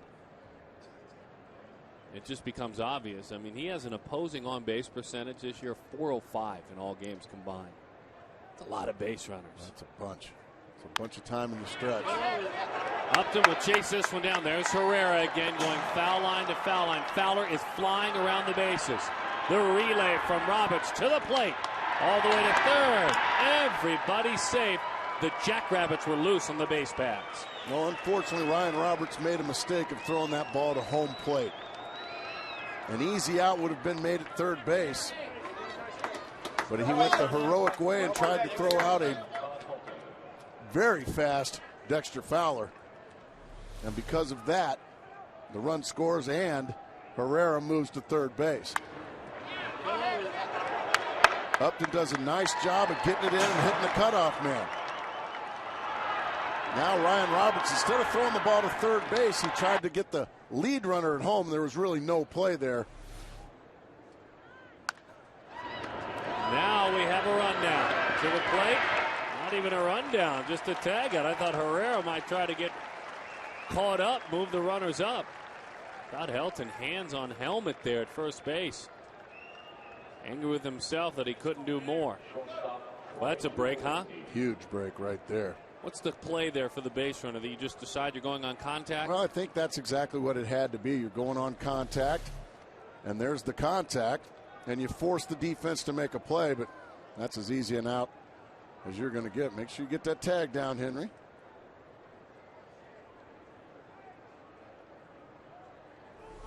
It ended up being pretty close. So Helton is on.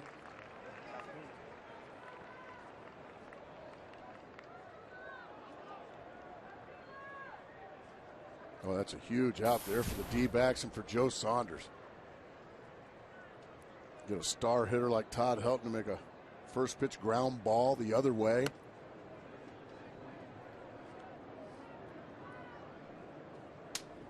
Coming into this ball game, right-handed hitters hitting .377 against Joe. Slugging just a tick under .650.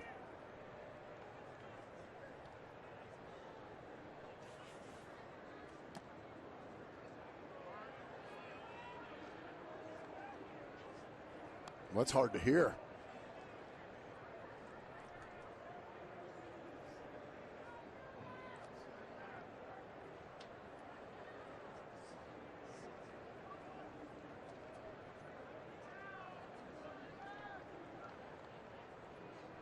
2-1.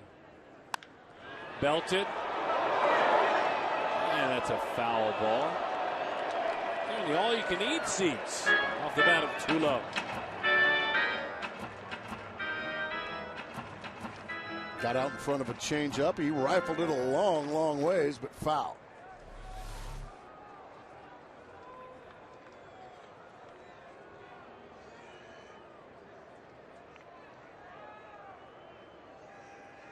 Baby in left hand, baseball in right hand. Nicely done, my friend. High fly ball into center field. Tracking it is Young.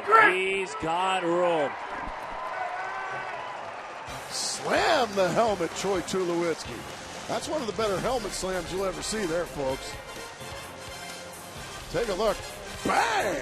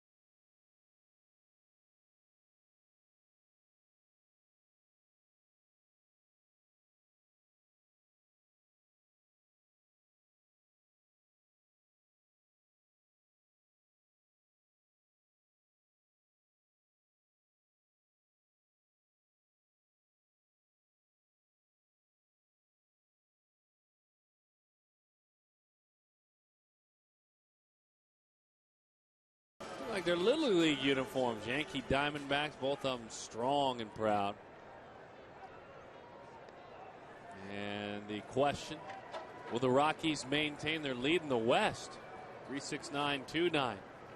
Now, well, the Diamondbacks are hoping to overtake them. I've got to ask, does that mean till the end of May? Till the All-Star break? I'm assuming that means the whole season? The whole season, wouldn't you think? Here is Ryan Roberts, or Ryro as Gracie calls him, and he takes a strike. Well, you're right, I do call him that. It's one of my favorite nicknames.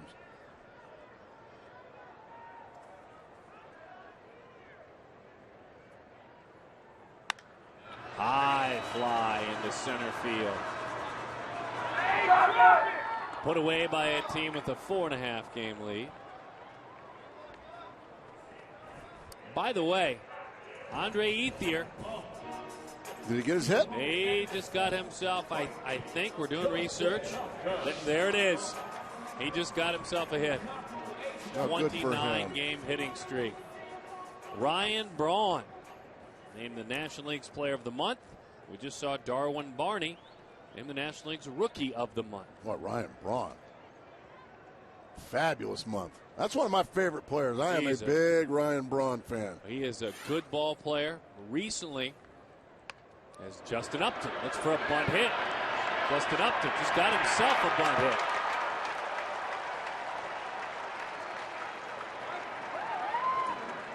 I love seeing that. 3 team bunt hits this season. Still near the bottom of the National League. His first of the year. That was a blueprint and a beauty there by Justin. Justin is so speedy, it doesn't have, that's a perfect bunt. But it doesn't have to be perfect for Justin to get base hits. If the third baseman is going to play back on the grass, just do that. And then when his wheels, that's just game over. Nice job there by Justin. That's another part of the game that's becoming lost. That drag bunt. Well, when it's well done, it's fun to watch.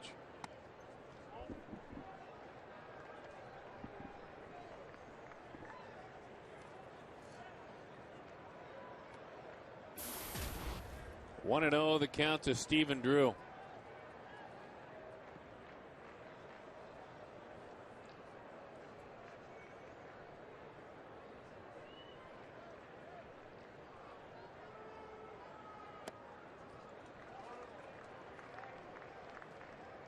I'm glad for Ryan Braun because he is a fabulous player.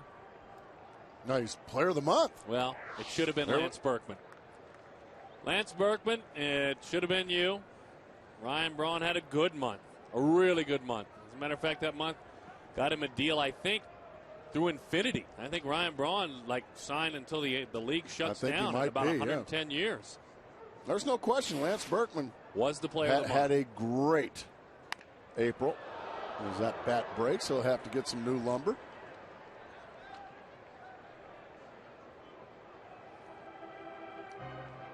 You know, in St. Louis, I mean, in first place.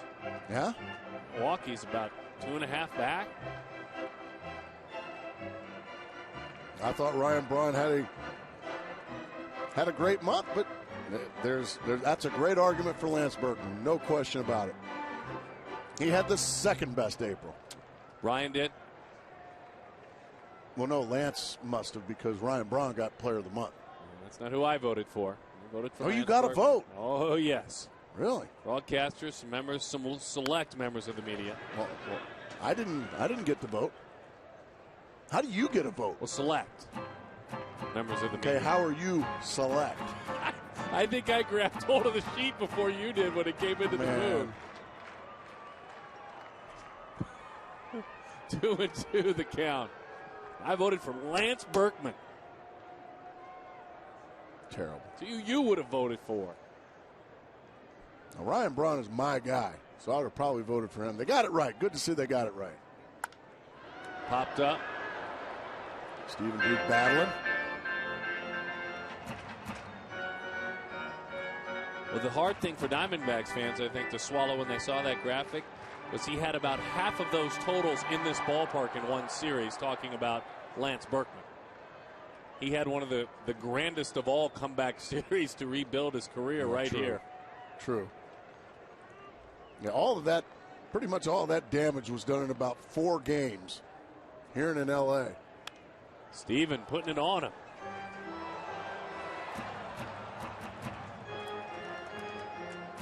Fouled back this way, and unfortunately a really, really awful play made down there. That was awful. Is that Scott Geyer, our good-looking fine boss? He was over near it. He just peeked his head out from under his desk. The 2-2. The man behind all the good things you see and keeps us in order here at the ballpark. Behind the great scoreboard here. Boy, they do a fabulous job. It's all his doing. But just a terrible play. I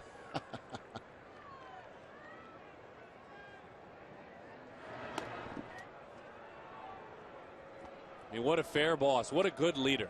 I mean, isn't he a great boss? We follow his sword. I mean, but just an awful play. I mean, he's a wonderful helicopter pilot. Gets a lot of shots for us out on the road when we travel. Blimp. The 2-2. Instead, it's fired over.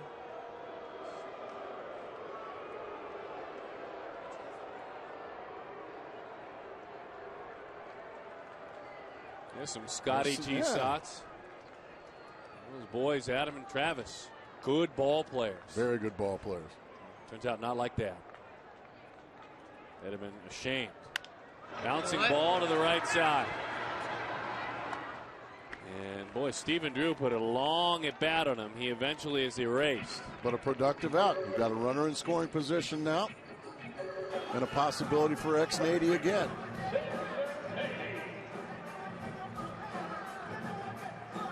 And all X-80 did the last time he was up was drive in a pair with a base hit right back up the box. That gave the Diamondbacks a 3-1 lead. Colorado's roared back to tie it up now. Nady a chance for another heroic moment.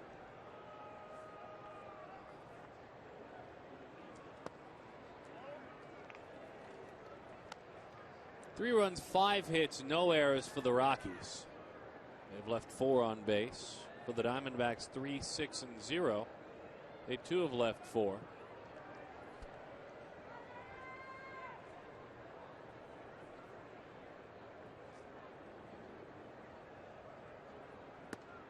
That pitch is outside. 2-0 the count.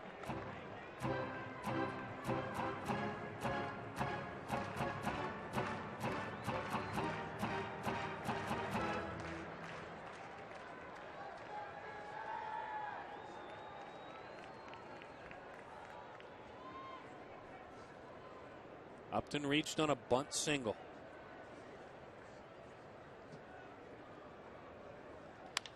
Hot shot. Boy, sticking with it at third and making a nice play is Lopez.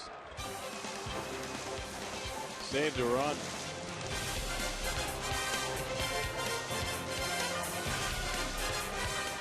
Fans, it's time for the D-backs Legends race.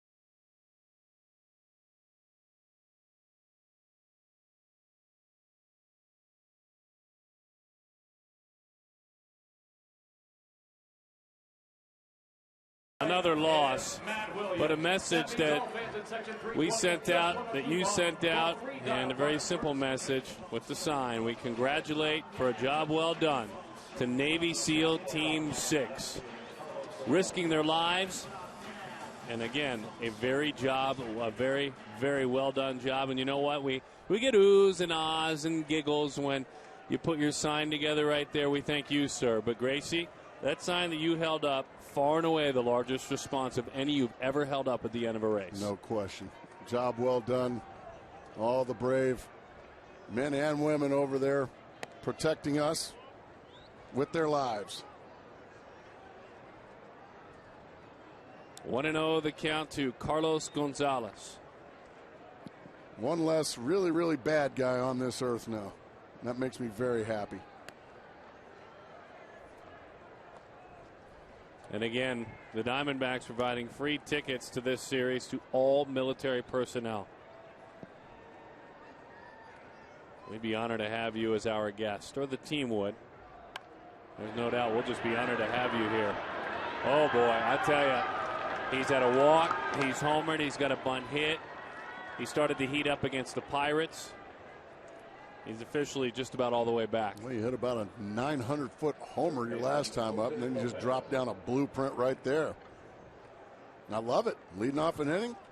Melvin Moore, if you're going to give me that, I'm going to take it. And pretty much just walked to first base. It was that easy.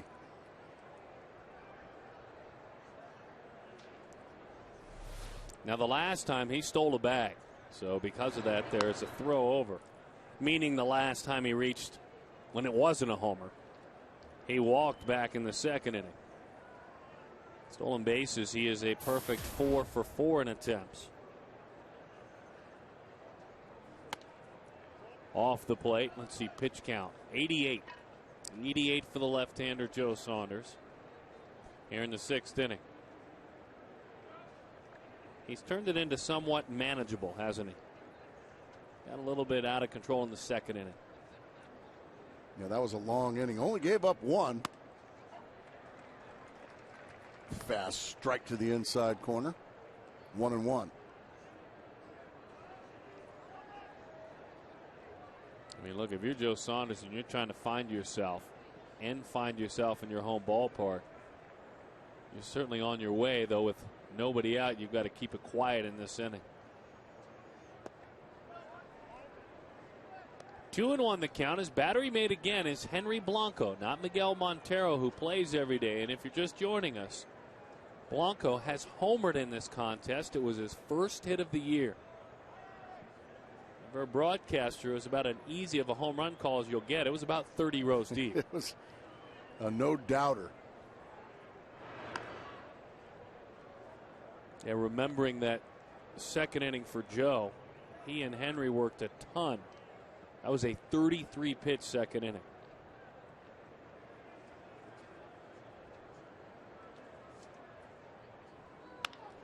Hot shot, it's a foul ball. Friday on the next episode of Diamondback Snapshot, get up close and personal with Joe Saunders as he talks about the emotional bond with his alma mater, Virginia Tech, the trade that brought him to Arizona, and so much more. It's Snapshot, and it's Joe Saunders this Friday at 6:30 only on Fox Sports Arizona.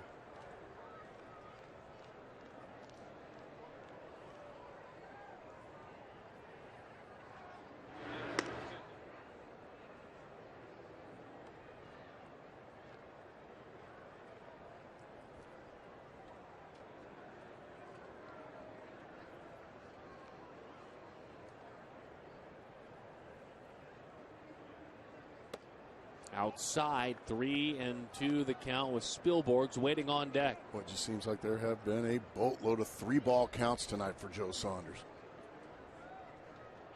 Pitch of the night for him here.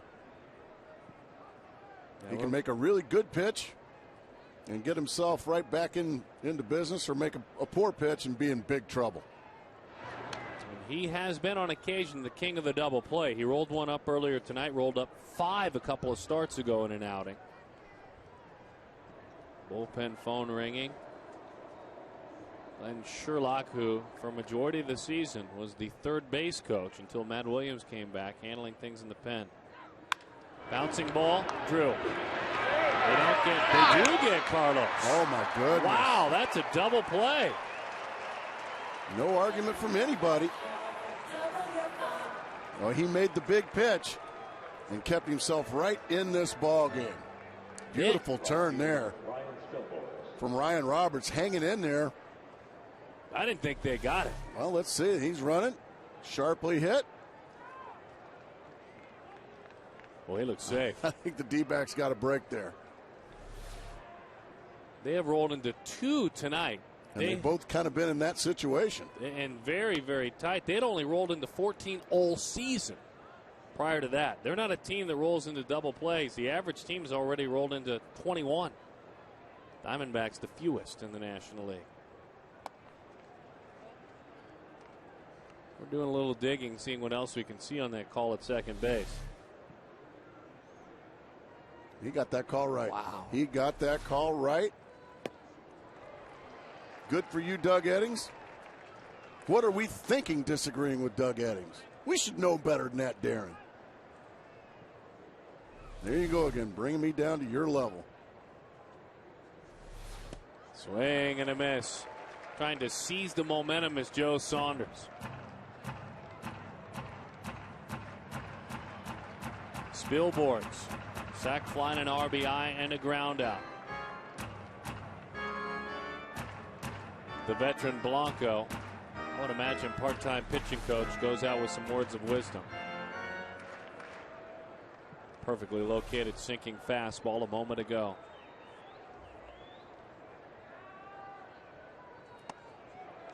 Inside corner, that's strike 3. Blanco didn't hold on, but now with the tag, it's a strikeout. Huge double play, and then a backwards K.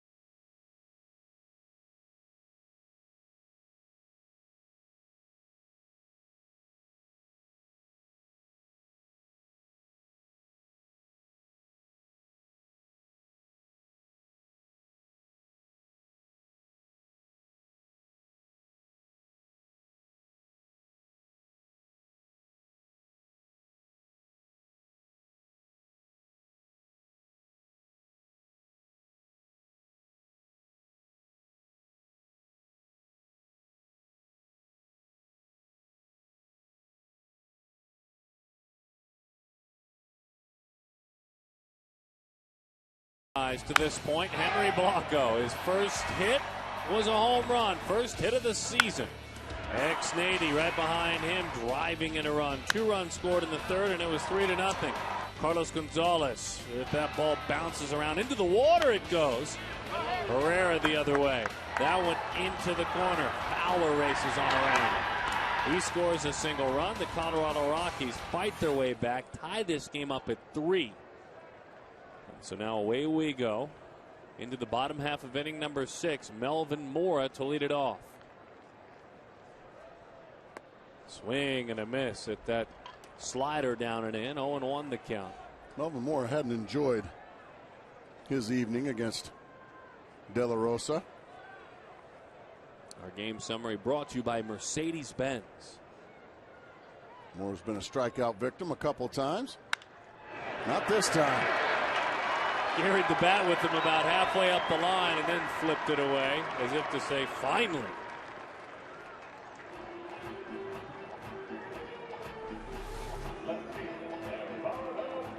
Bang, right by Tulowitzki. Yeah, golly, about time I did something off you.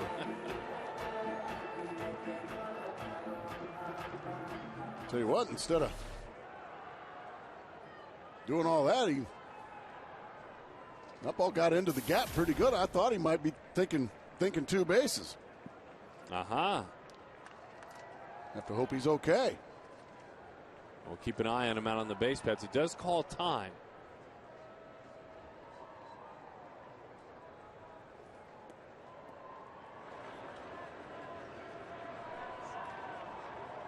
Matt Williams. New set of signs. Mora ready to go. 39 years old. You got Henry Blanco's in the on-deck circle. 39. Homer. Melvin Mora, 39. He picked up the base hit there. Let's see if he starts something. Both of them fellow countrymen of this young man, Gerardo Parra. Squares the bunt. And he fouls it off. 0-1 the count. By the way, Yolis Chassin takes the mound tomorrow against Barry Enright. A good one. Enright was much better last time out, has to keep it up. He knows it. And then Ian Kennedy has been moved with the off day to Thursday. Armando Galarraga will pitch Friday in San Diego. Gibson talking about keeping Kennedy on his regular rest, but that conveniently allows Galarraga to pitch in a much more pitcher-friendly ballpark in San Diego. I think it's no coincidence that that was tied into it as well. The home run bug has bitten Mr. Galarraga. And Kennedy deserves to stay on turn if that matters to him.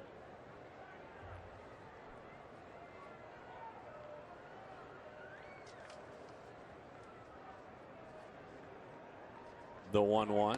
Swing and a miss. Moore's on the move, and he's done.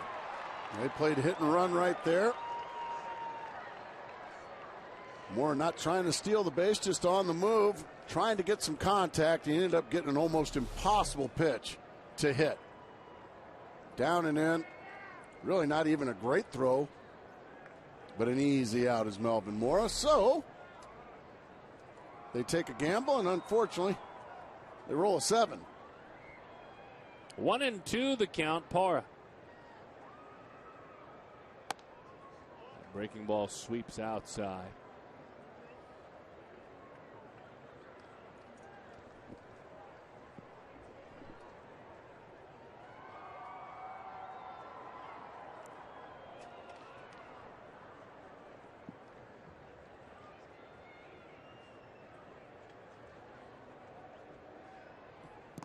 Into the dirt it goes. 3-2 the count. Parra. Now he earns the start tonight. There were several other left-handed hitters that did not. Kelly Johnson, second base. Miguel Montero, catcher. They did not earn the start tonight with a tough lefty. Mr. Parra did.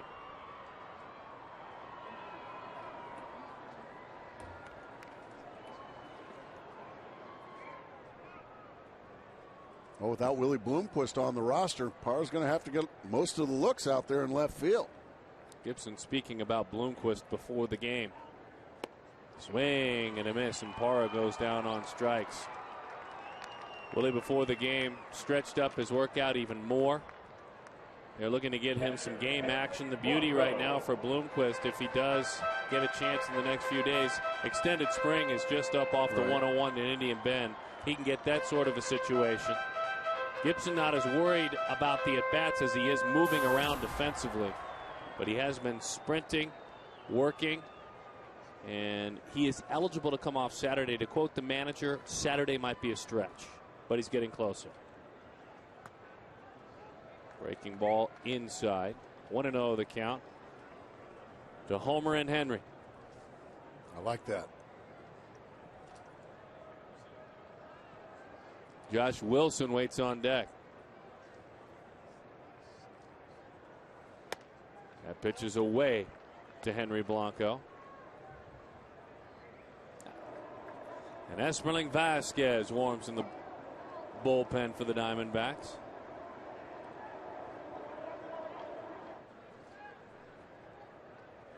Henry Blanco, as we mentioned, signed in 1989 by the Dodgers, who in the minor leagues moved him to third base. He didn't move back there for quite a while. Played 7 years as a third baseman in the minors. That's a strike.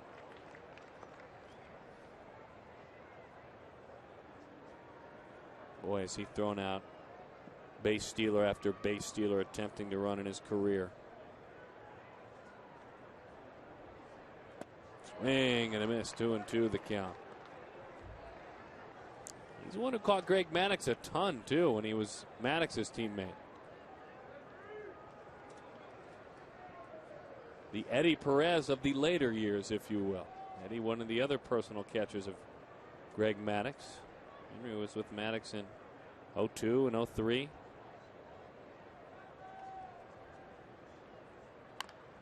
Rolls that one foul.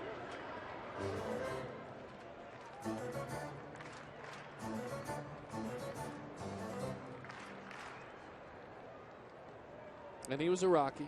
He's been a Rocky before. He's been about everything. He's been a Dodger and a Brewer and a Brave. Cubby, Padre, Met. Seen a lot of the National League, has he? He was a Minnesota Twin and helped to break in a young catcher by the name of Joe Mauer. Hot shot. Oh, I thought. Oh, nice man. play. Gracie, who is that? That is a great play. You tell me. That's Edward Greer. Nice, Ed. Slick fielding, Edward Greer. Look at this. I mean, a bolt down the left field line. One hop, one hand. Nice, Ed. Not a boy. Yeah, he's getting high fives down there. I don't blame you. Who's down on the right field side? It's Gregor Carr down the right field side. Henry huffing and a puffing down the line. He goes down on strikes, but they're still buzzing about Ed Greer. You bet, Ed. Yeah. Ring it up. A little moonwalk out there.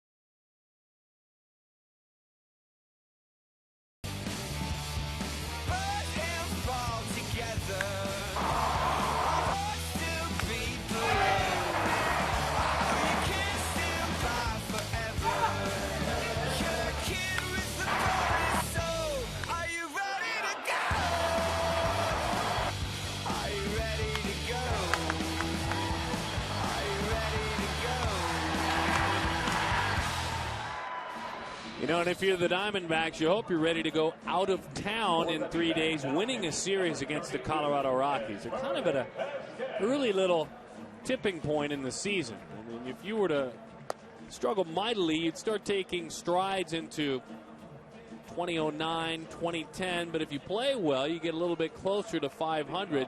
You certainly wouldn't want this to end at 12-18, meaning this series. Not at all. And the Rockies would love nothing more than that. And because your schedule is so difficult in April and on into early May, you know, these first 6 weeks, if you can keep your head above water, and I think to this point the Diamondbacks have done that. Respectable? At least respectable? I mean, you look at some of the teams they've played. I mean, just about every one of them playoff teams last year. You saw the Verizon wireless call to the bullpen, answered by Esmerling Vasquez. That new look delivery to the plate with a curveball instead of a slider. It misses low. 1-0 the count. Well, you can't even have discussions about climbing Mount Division winner until you get a top Mount 500. A lot of mountains out here today. That one is outside. 2-0 the count. And you got to get up there. I mean, you got to stick your flag in, too. Mount 500. Yes. Yes.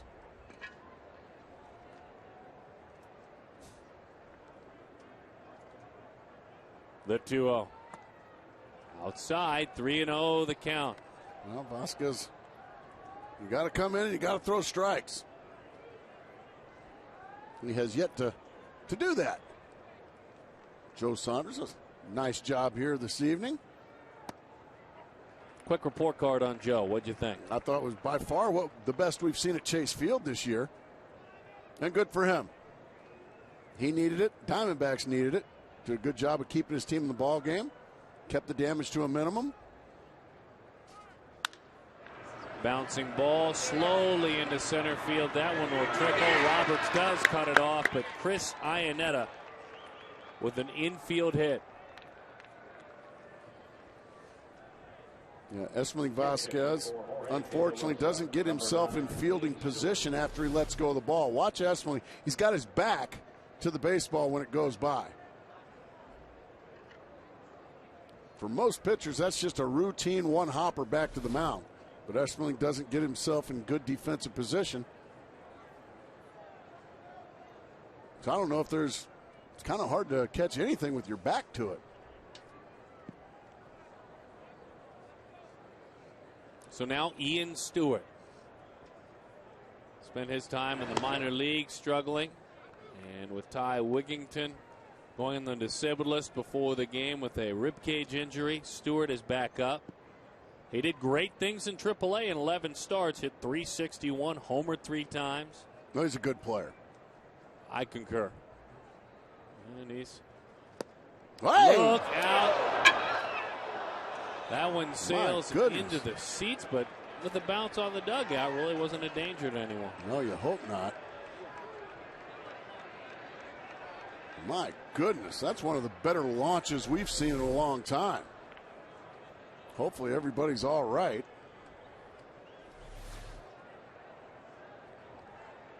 He is all right.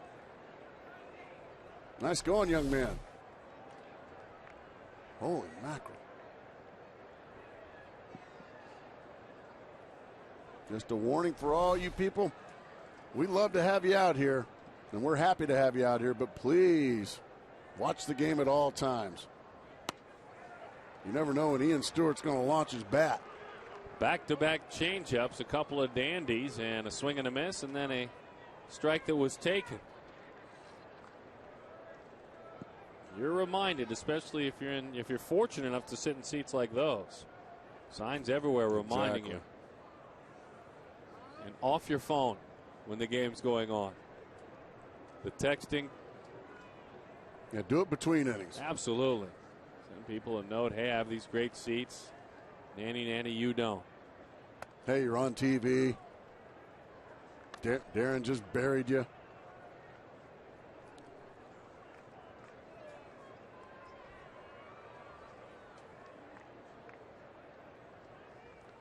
One and two the count.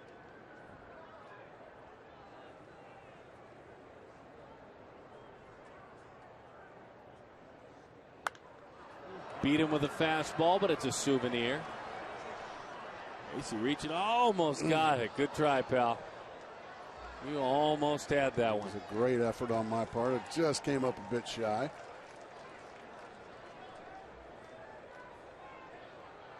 One and two.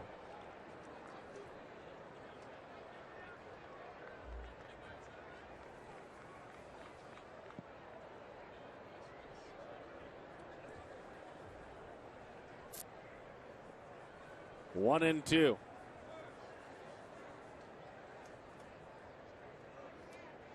Change up, called strike 3 over the inside corner. Stewart gets an abrupt welcome back to the major leagues. That's the first out of the inning. Changeup stays right on the inside corner. It freezes Stewart, but it's a good call by home plate umpire Kerwin Danley. You expect good calls from former Aztecs. He is he? San Diego State guy like yourself. That's exactly right. There's Kerwin. It's a big man, by the way. Very big man. You want him on your side. Here's Dexter Fowler. Fowler takes a pitch that is high. 1-0 the count. Yeah, we always had Kerwin around when we were playing at San Diego State. We always got into the frat parties when we brought him. Oh, did you now? Oh, yeah. There wasn't anybody at the door going to stop Kerwin. Yes, we'll be coming in now. I said we're coming in. Okay, come on in, guys. The 1-0. Runner on the move. Back to the screen it goes.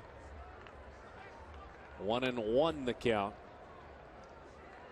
Rocky skipper trying to stir things up a little bit. Jim Tracy. Both clubs trying to make things happen, stay out of double plays.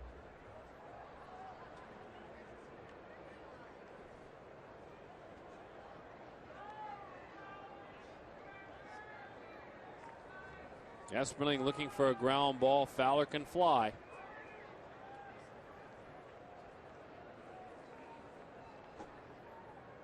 Soon a battle of the bullpens will ensue as that one swung right through. 1-2. Terrific fastball there from Vasquez. Arizona's team bullpen ERA is 4.07. The Rockies is 2.91. Colorado's 5th in the National League. I challenge you to guess who the best bullpen in the National League is, fans. The 1-2. Missed away. It's not San Diego. They're second. And they are second at 2.17 ERA on the season. The best bullpen right now in the National League is in Pittsburgh, Pennsylvania. Really? With a collective bullpen ERA of 2.12. My goodness.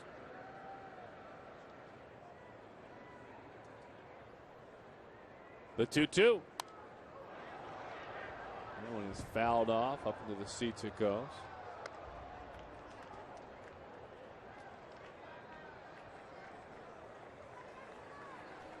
A little bit more on the bullpen. Jody Jackson, what do you have for us, Jody? Well, a lot of the pregame talk with manager Jim Tracy surrounded the struggles of Carlos Gonzalez and Troy Tulowitzki, even though Tulo got off to a hot start.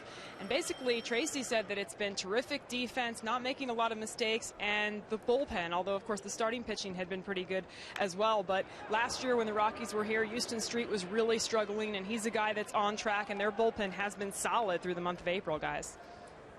Thank you, Jody. We know a lot of those Rockies names, and Houston Street down there, but Matt Lindstrom kind of been brought in a lot of roles. He throws 100. They have just brought in all the right guys. It's nice to throw 100.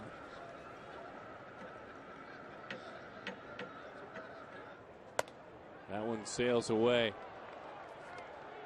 3-2 the count. A quick mention of a few people, Gracie, just to finish the thought. There's Matt. Joel Hanrahan, Chris Resop, Jose Veras, all guys with sub-3 ERAs in Pittsburgh. Yeah, well, Joel Hanrahan's been a middle reliever for a long time in the National League. He's been bucking for a promotion. In and out of the catcher's mitt it goes. And he finally got that promotion, and he's taken it and run with it. He is now a closer in the major leagues. 9 of 9.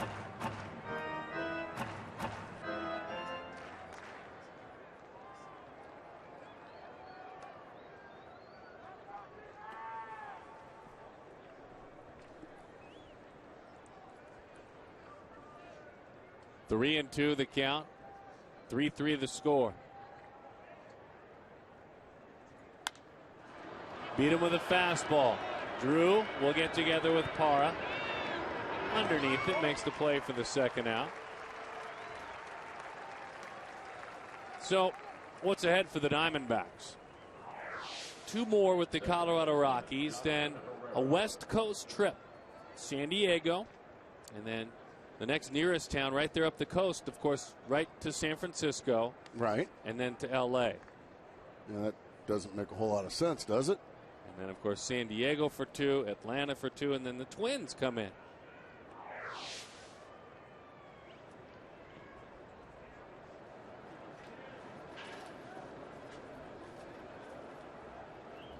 Francisco Liriano, if you've just joined us, of the Twins, threw a no-hitter tonight against the White Sox.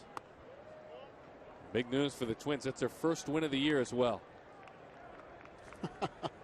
Well, they're not quite that bad now, are they? I feel bad for them. It's stunning, actually. We have a little fun with it. It's not fun for them. Here's Jonathan Herrera. He's been a thorn in the Diamondbacks' side this evening. That one sails high and away. If you missed it earlier. Big Adam Dunn. A rocket right to shortstop.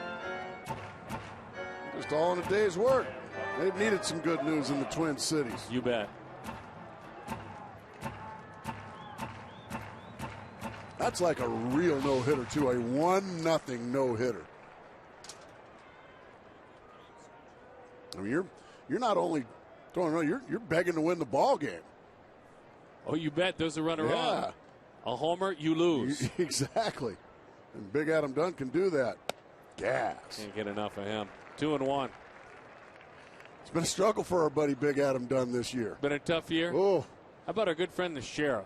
Is he struggling as well? He's struggling a little bit over there in Baltimore. Hitting in the 170s, I believe. We wish him all well. You bet. 2-2 the count. By the way, we saw that trip to L.A. as part of it. Who knows where Andre Ethier will be at that point. He now has a 29-game hitting streak he extended tonight. And a quick reminder, Liriano had a true 9 ERA coming in that rotation.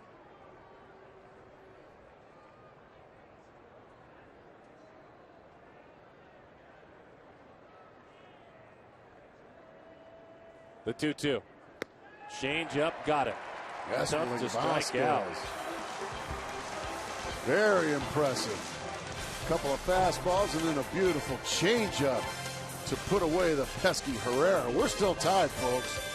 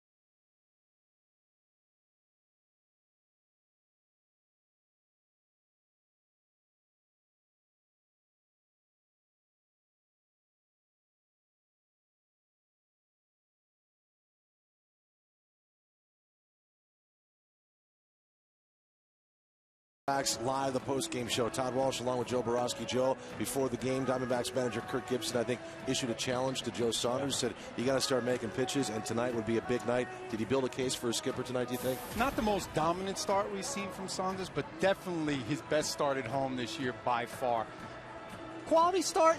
In my book, yes. I'll tell you what he was able to do in order to right the ship and possibly get him back on track. You are a taskmaster. All right, that's coming up after the game, guys. We'll send it back to you. Well, I would agree, and well discussed with regard to the challenge that Kirk Gibson laid out there for Joe Saunders, and certainly a positive. That's not a quality start. Not in this booth. Huh? Can't give it to 7. Anywhere else, they'll give you a quality start for that. But In this booth, we need you to go 7. I was totally with Joe. I mean, and we love Joe. I had head in hands. I was listening. I was dialing into every word he said. We'll have that debate in the post-game show. We'll get it going. It might not be friendly. That's also in our post-game show. All right, good. Make this clear. Joe was wrong. And we'll talk about it in the post-game show. High fly ball, Kelly Johnson. Called upon to pinch hit. And hard hitting continues a tough go of it. Came in just 18 of 103, hitting 175.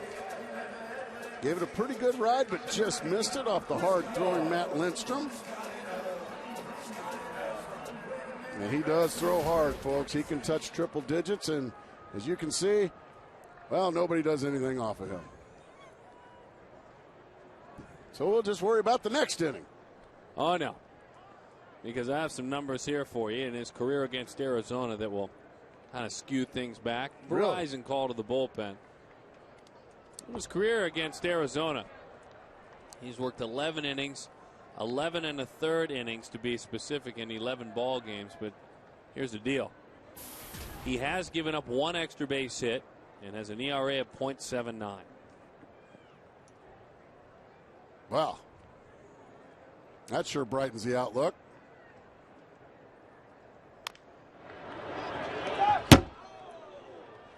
One and one the count. Chris Young.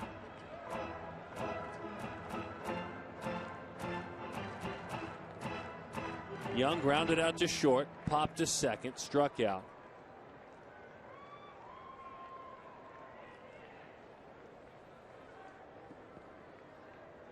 Infield plays in the pull about 2 steps or so. Right on the line at third is Lopez.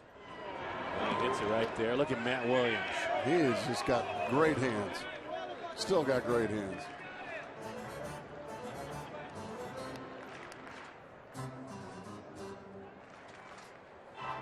I mean, right along the line. A lot of room on the ground on the right side. I just never understood why you play that close to the line. What are you trying to catch, foul balls? I mean, you're just taking so much of your range to your left away by playing that close to the line. Oh, dear. Oh, dear. Well, on that note, with the D-backs Pepsi Max Value Pack, you get a lower-level bleacher ticket, a regular-size hot dog, a 24-ounce Pepsi, and a free 20-ounce bottle of Pepsi Max, all for just $19. Even better, it's available every game, every day. Did you hear that, Darren?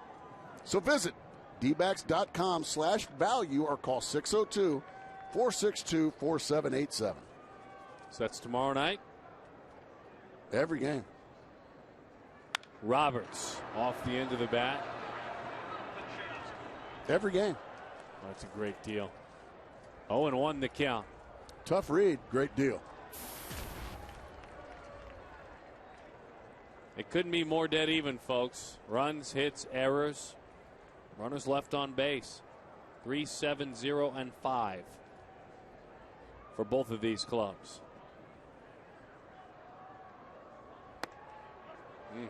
97. Goodness. Right over the inside. By the way, it needs to be passed along.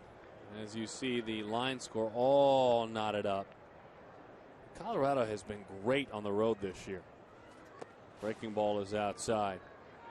They are 10-3 on the road this year. Goodness.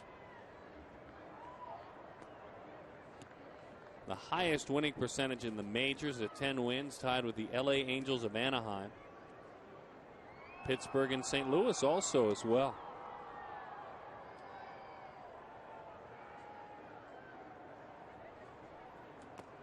Breaking ball, 2-2 the count.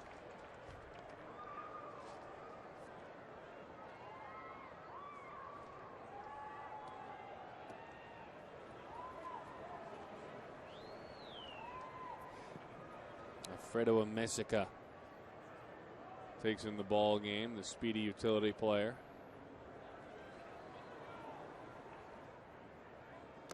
Ball 3. But one thing Roberts did do, it was his walk that extended and added on in the 3rd inning.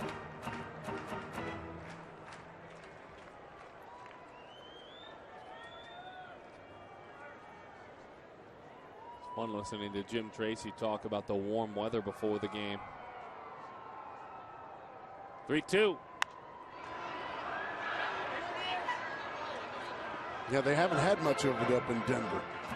And Tracy said, you know, it sounds like a silly thing, but sometimes it's fun as a ball player to maybe not put on an extra set of sleeves and some long johns and a jacket when you go out to the bench. It's nice to put on a T-shirt and a jersey and go play ball.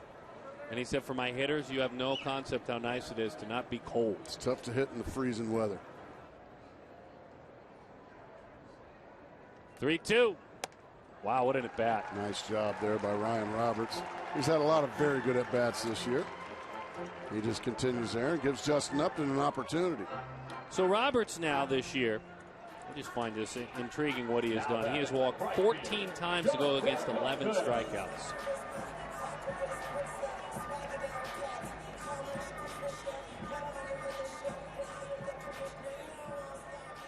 Here's Justin Upton. Justin having himself a nice evening. Doubled in the gap in the first inning, then dropped a bunt single a little bit later.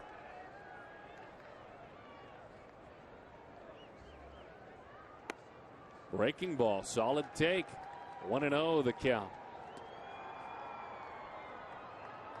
Would you just eliminate that pitch if you're a hitter and look fastball? I would, yes. But it's one of those you just have to hope he hangs that breaking ball, because you can't really go up there off a guy throwing in the high 90s and look off speed. That's just suicide. I mean, I guess why I ask is he took that pitch like he planned. Once he saw the spin, he was taking it all the way.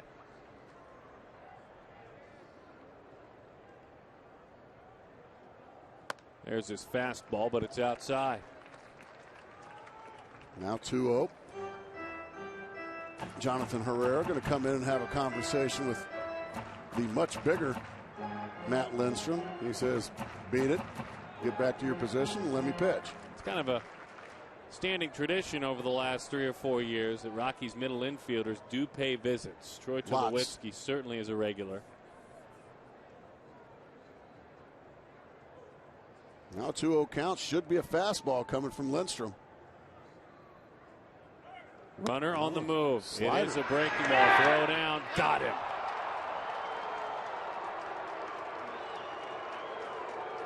Ryan Roberts not happy at all.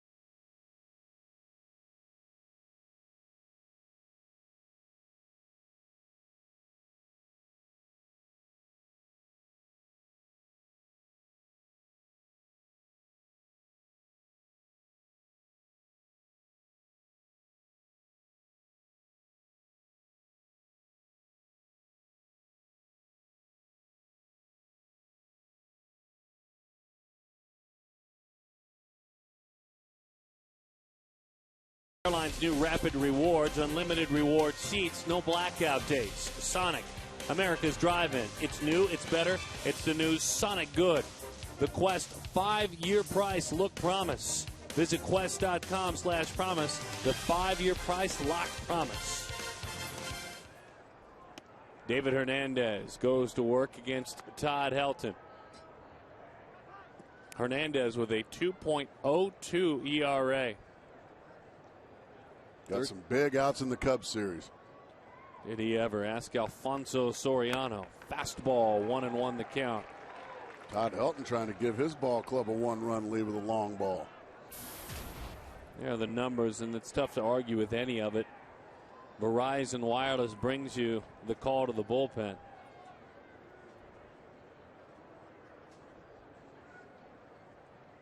And on 1-1, he drops that back shoulder and fouls it off again. Goes right after him again. A little bit more on David. Let's bring in Jody, who interviewed him in the pregame. Jody? Well, yeah, and during that conversation, Darren got to talk to him about those at-bats that Alfonso Soriano had. Obviously, he was an extremely tough out over the weekend.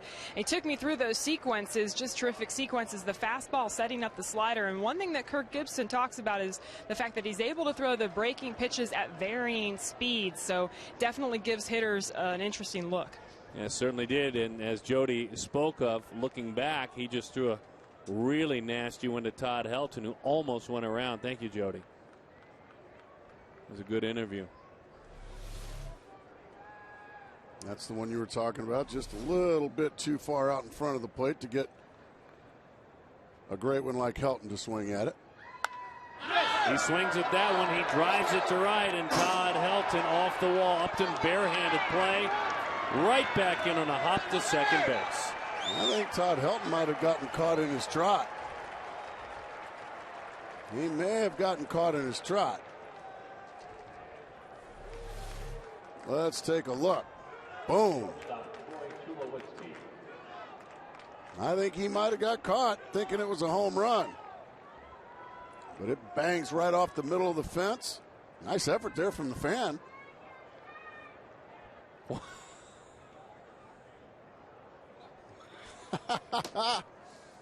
Great effort. Don't get hurt out there, folks. Jim Tracy didn't have the replay available, but he'll see. I don't know if Todd, even if he was running hard out of the gate, if he'd have gotten to second, because Upton played it so well. He might have got caught taking a peek at it, Darren. Well, it looked like it, especially initially, maybe the instant after. It was crunched. Breaking ball to the backstop, it goes right through the 5-hole. Boy, that is painful right there for the Diamondbacks. Henry Blanco, usually a very dependable backstop. Couldn't close the 5-hole. Right underneath it goes.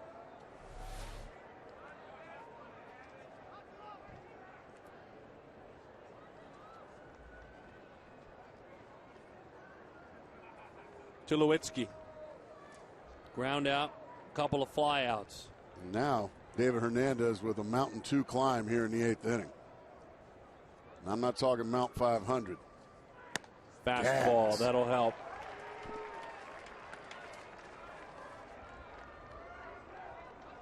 Tulowitzki this year has walked 15 times while striking out just 9 times.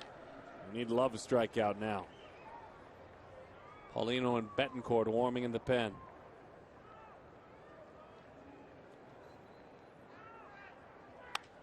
In on his hands, fly ball left.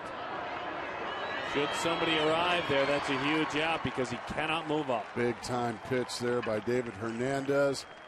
He beats Tulowitzki with a fastball in, jams him, and just an easy fly ball to left field. Well, that's some big time pitching right there.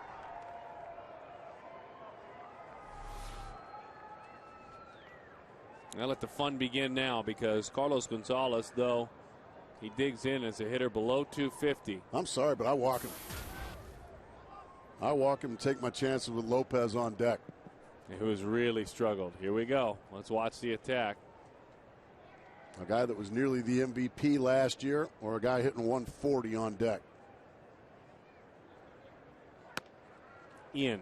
1-0 the count. In this ball game, he has walked, stolen a base, scored. He has homered,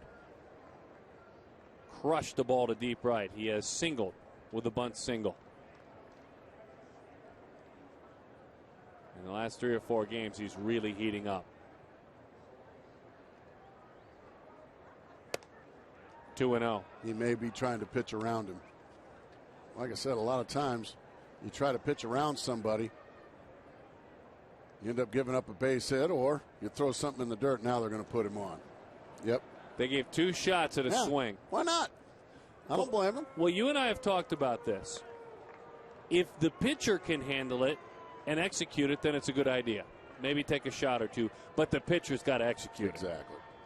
Well, you grew up with a Hall of Fame father, pitcher, and he's not a big believer in the pitch carefully to him. I'm either going to put him on or try to get him out. I'm going to try to get him out, but I'm not going to sit here and try to get him to swing at something out of the strike zone because you can get burned that way. Well, and he had pretty good command, too. The Exactly. man you're talking about. All right, so here's Jose Lopez. Let's see how this works out. Lopez has grounded out 3 times, including a double play. Well, regardless of the result, I think this is just absolutely what you had to do right here if you're Kirk Gibson and the Diamondbacks. Nasty breaking ball, 0-1 the count. You have to make a 143 hitter beat you. Plus, you set up a possible double play ball. 5 chances to roll up a double play this year, has yet to do so. Rolled up 4 double plays last year. Oh, man, back-to-back breaking balls, 0-2. Gorgeous pitch.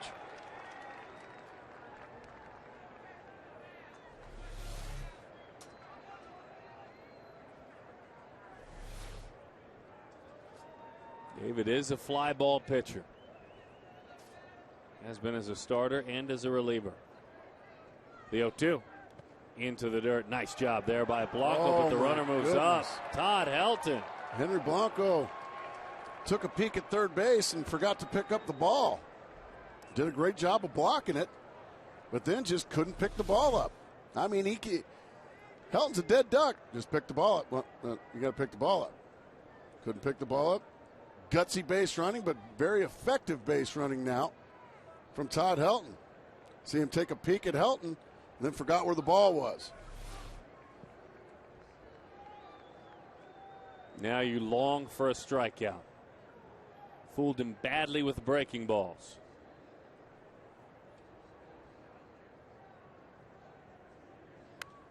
Oh my. How did he get the bat on the ball there?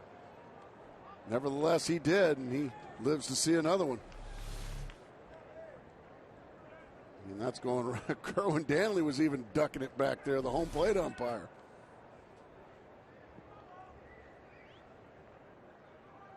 Two scoreless outings in that game. Make it 3 scoreless outings in the series against the Cubs. The 1-2. Hung it. And it's foul back. It's a souvenir. Boy, he got away with a hanging breaking ball that time. He hung it just enough to be a foul ball. Carlos Gonzalez did not take second base on the wild pitch. He stayed at first base, so the double play still in order.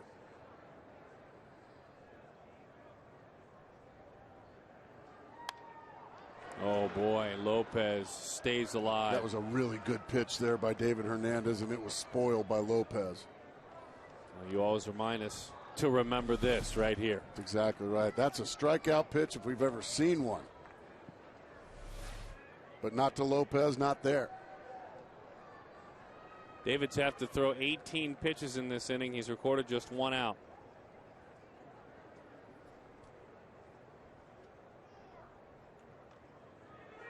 Fastball, ground ball. Nady will come home with it, and we've got a rundown. Blanco chases Helton back.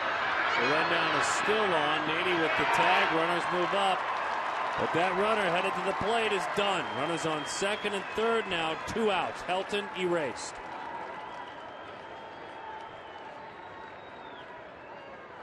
That's the safe play there by ex-Nady. Nice play. No guarantee you're going to turn that double play.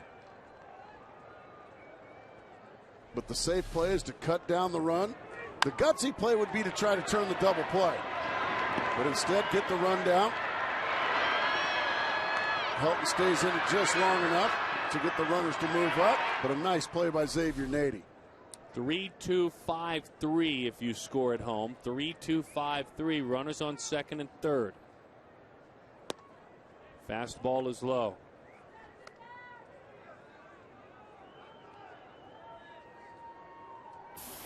Trying to keep it clean. Keep this ball game tied. Heart of the order due up for Arizona in the next half.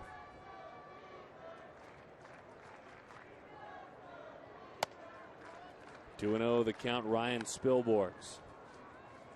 So the move right now by Kirk Gibson to walk Gonzalez and pitch to Lopez so far has worked out, but now David Hernandez got to finish the job. And he sits 2-0 here on Ryan Spilborghs. Well, he got a pitch right down Broadway, but it was 98 miles an hour. And that one got a nice piece of home plate umpire Kerwin Danley.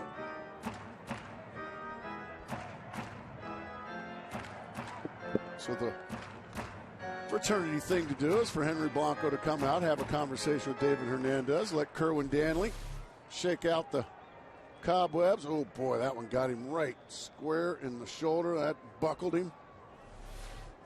Oh, those guys take a beating back there, folks. Umpires and catchers alike. But they wouldn't have it any other way. They're all tough.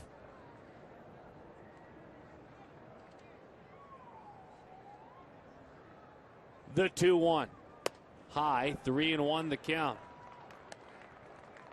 Spilborghs in his career with no one on base. It's .255 with runners on, .303. Has a knack of delivering those painful hits, doesn't he? Sure does.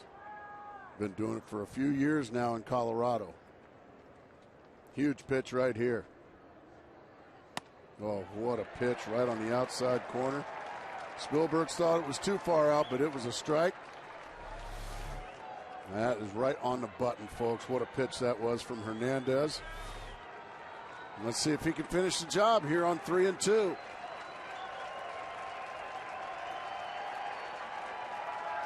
David Roxon fires on 3-2. It's inside ball 4. Just overthrew that one a little bit. Flew open. Now the bases are loaded.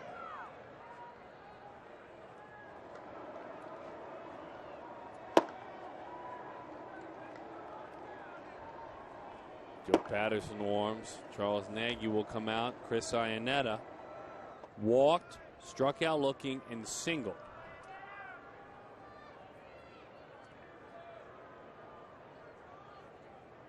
Curious what this could be about, except for a chance to let a pitcher catch his breath. I think that's more what it is than anything. Let him relax a little bit right now. I'm sure the adrenaline flowing pretty heavily right now with David Hernandez come in. Calming influence. All right, let's get back to business. Let's get it after Chris Iannetta. He's been on a couple of times tonight with a single and a walk. Yeah, Chris is 4 for 8 this year against Diamondbacks pitching, including tonight. Over the outside corner, 0-1. Beautiful pitch right there to jump ahead. And that's what you have to do against guys like Iannetta that draw a lot of walks. You got to jump ahead and put him in swing mode. Now you can use your breaking ball as well if you need to. Fastball called outside from Kerwin. 1-1. Yeah, a little bit outside.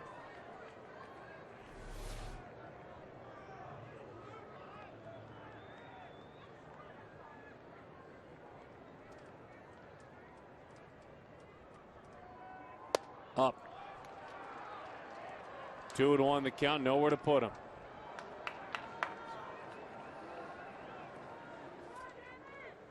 Well, now you have to challenge. Now you have to basically try not to hit a corner. You just have to pretty much aim it down the middle and try to throw it right to the chest protector of Henry Blanco. Iannetta waits the 2-1. High pop up, he got him. Communicate, boys. Roberts over, under, out. He challenged him. He won the battle.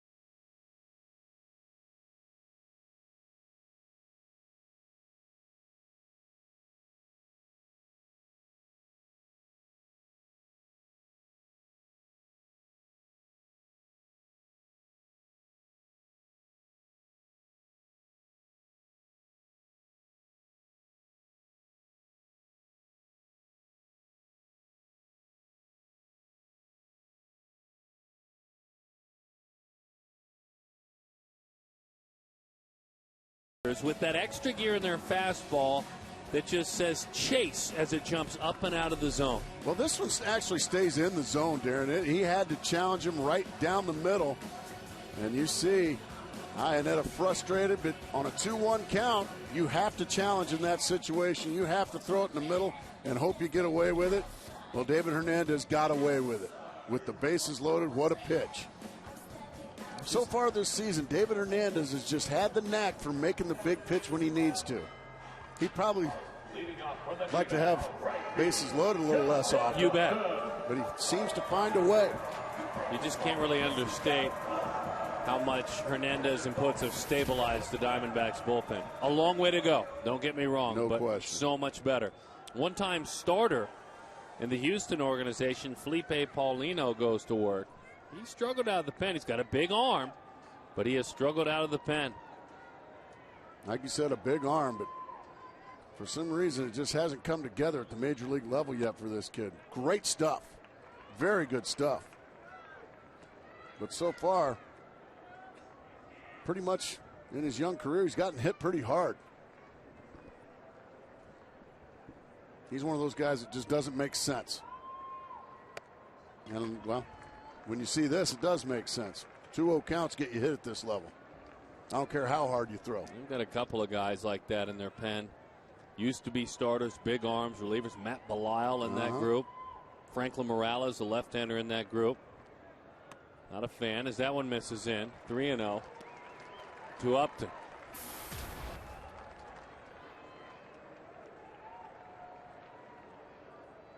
Got to be taken here if you're Justin Upton. He's not, and he drives it. Deep right field. Going back to the wall. It's out of here. See what I mean? Upton to right field. Over the wall. He will touch them all. And for Upton, 6 home runs this year. Arizona 4. Colorado 3. He figured that was his best way to reach, I guess. Well, that's the difference between Justin Upton and myself. Justin Upton's just a lot better and a lot more talented than I was. It's very rare that you see a 3-0 pitch homered to the opposite field. But Justin is just so doggone strong and so talented that he just smokes it. I was thinking, well, get on base, you know, maybe draw a ball forward, get on base, maybe steal a bag, maybe manufacture a run. Well, he says, Grace, manufacture this. Ground ball. Long ball. Stephen Drew on a changeup. Drew is erased.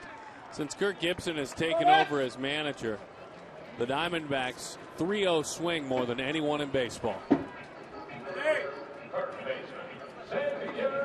Well, Justin has had himself a terrific ball game. 3 hits with the home run.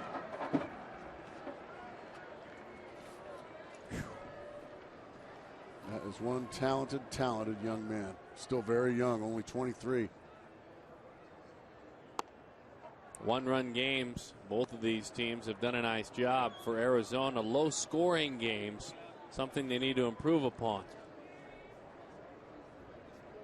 Winning a game like this 4-3, if that's where it stays, it's a step in the right direction. It just doesn't make sense how Paulino can get hit the way he's been hit in his career, with the kind of arm he has and the stuff that he has.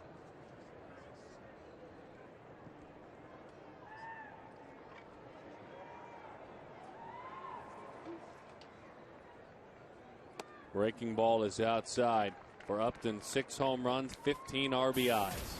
21 runs scored for Upton. 21 runs.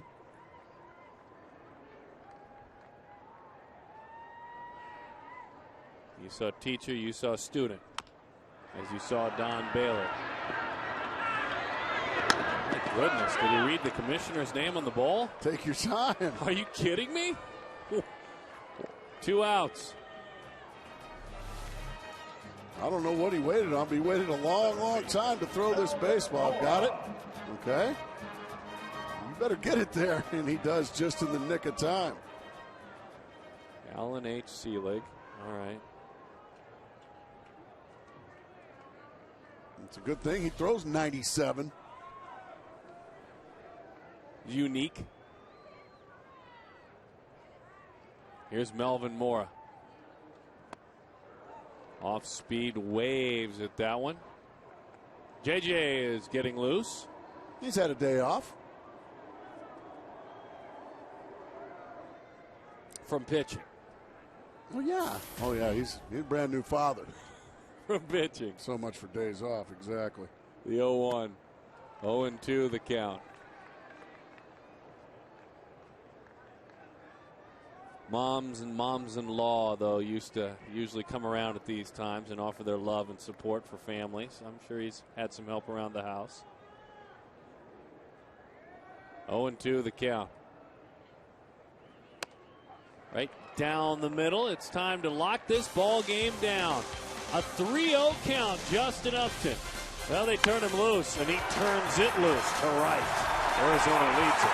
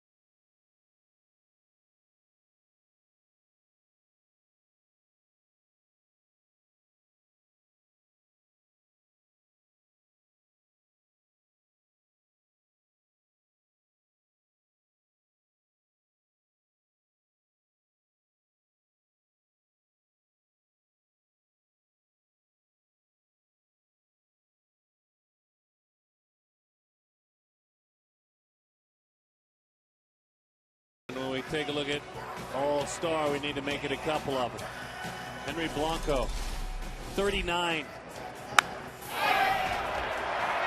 Justin Upton, 23.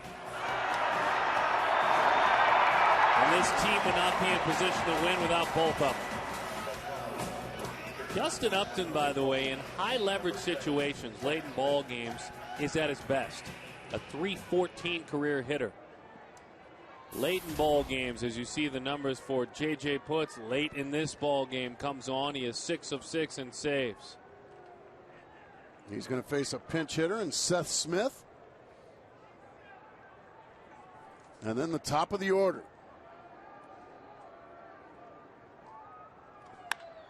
High fly ball, sending Parra back to the track. He's got room. And a big old exhale from all of Arizona as that one lands safely in the glove of Gerardo Parra. I think Gerardo took a big exhale as well. But at the end of the day, it's 1 pitch, 1 out. First pitch fastball. Seth Smith, a strong young man, but plenty of room for Gerardo Parra. Well, not plenty.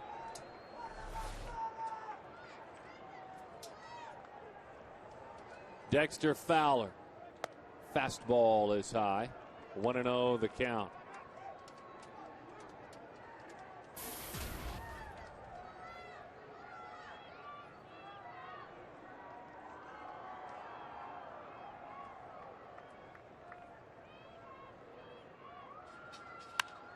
Fowler. Is there room? Is there a man there? Nope. It's about a row back. Mora and Parra get together. 1-1 the count. To finish the thought on Justin Upton. In his young career, a high leverage situation is a situation where that particular at bat can have a dramatic effect on the game. He has been better in his career in those at bats than any other. And he like just that had last an effect on the game. He had a pretty big effect on that one. Smoked it 3-0 to right field. .314 career hitter in those situations. That gentleman, Mr. Paulino, still talking about it.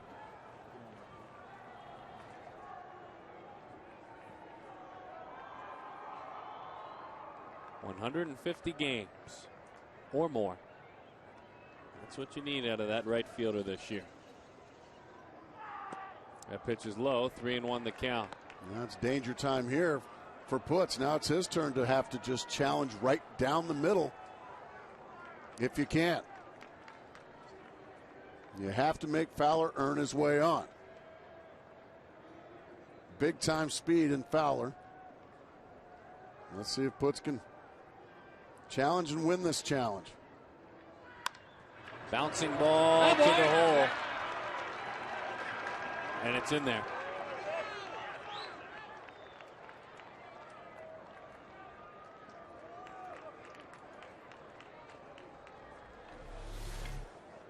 Wanted the fastball away, kind of went down the middle, kept it knee high, so it's on the ground. It's just in a perfect spot. And with Xavier Nady playing the line, it cleanly gets into right field. Jason Giambi has grabbed a bat. Well, he's digging in that on-deck circle. Don't forget to join us on our post-game show. We'll discuss the outing by Joe Saunders, falling just 1 inning shy of a quality start. Kirk Gibson and his reaction. Justin Upton, clutch hitter. He proved to be tonight, and has proven to be throughout a majority of his career. Jason Giambi.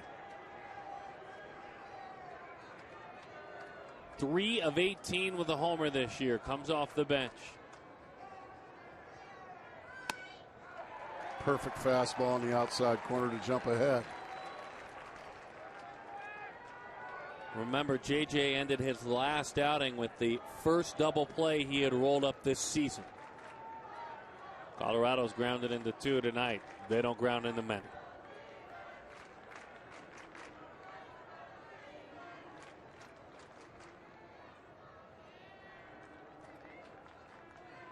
Giambi could not catch up. Crowded in middle in with a fastball to jump ahead 0-2. Fans starting to get very loud here.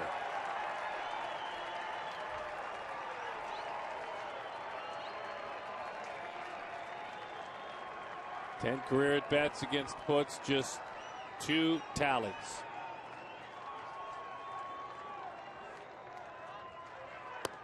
Good evening, Mr. Giambi.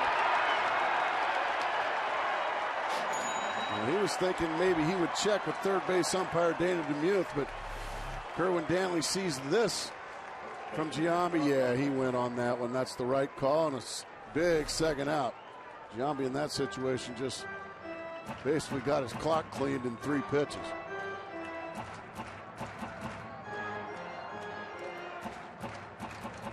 But Mr. Helton now stands between J.J. Putz and his 7th save of the season.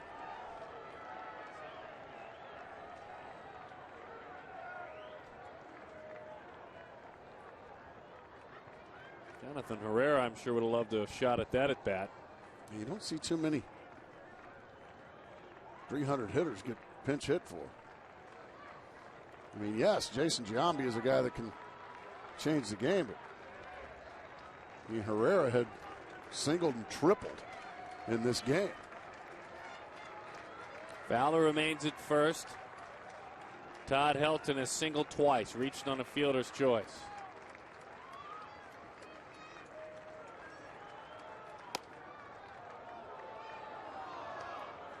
Putz thought he might have got the inside corner there.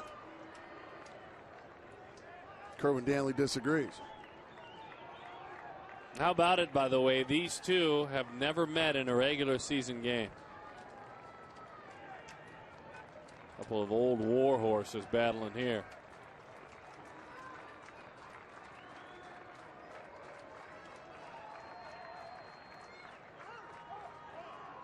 Both have football in their background.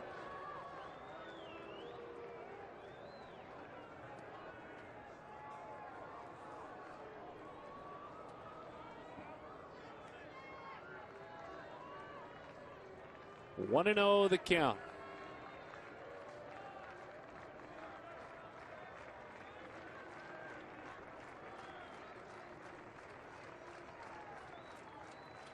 JJ trying to lock this one down.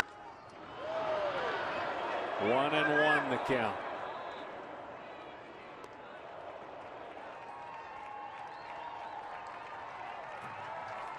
Six of 6 in saves. The veteran Giambi disposed of. He's in the dugout.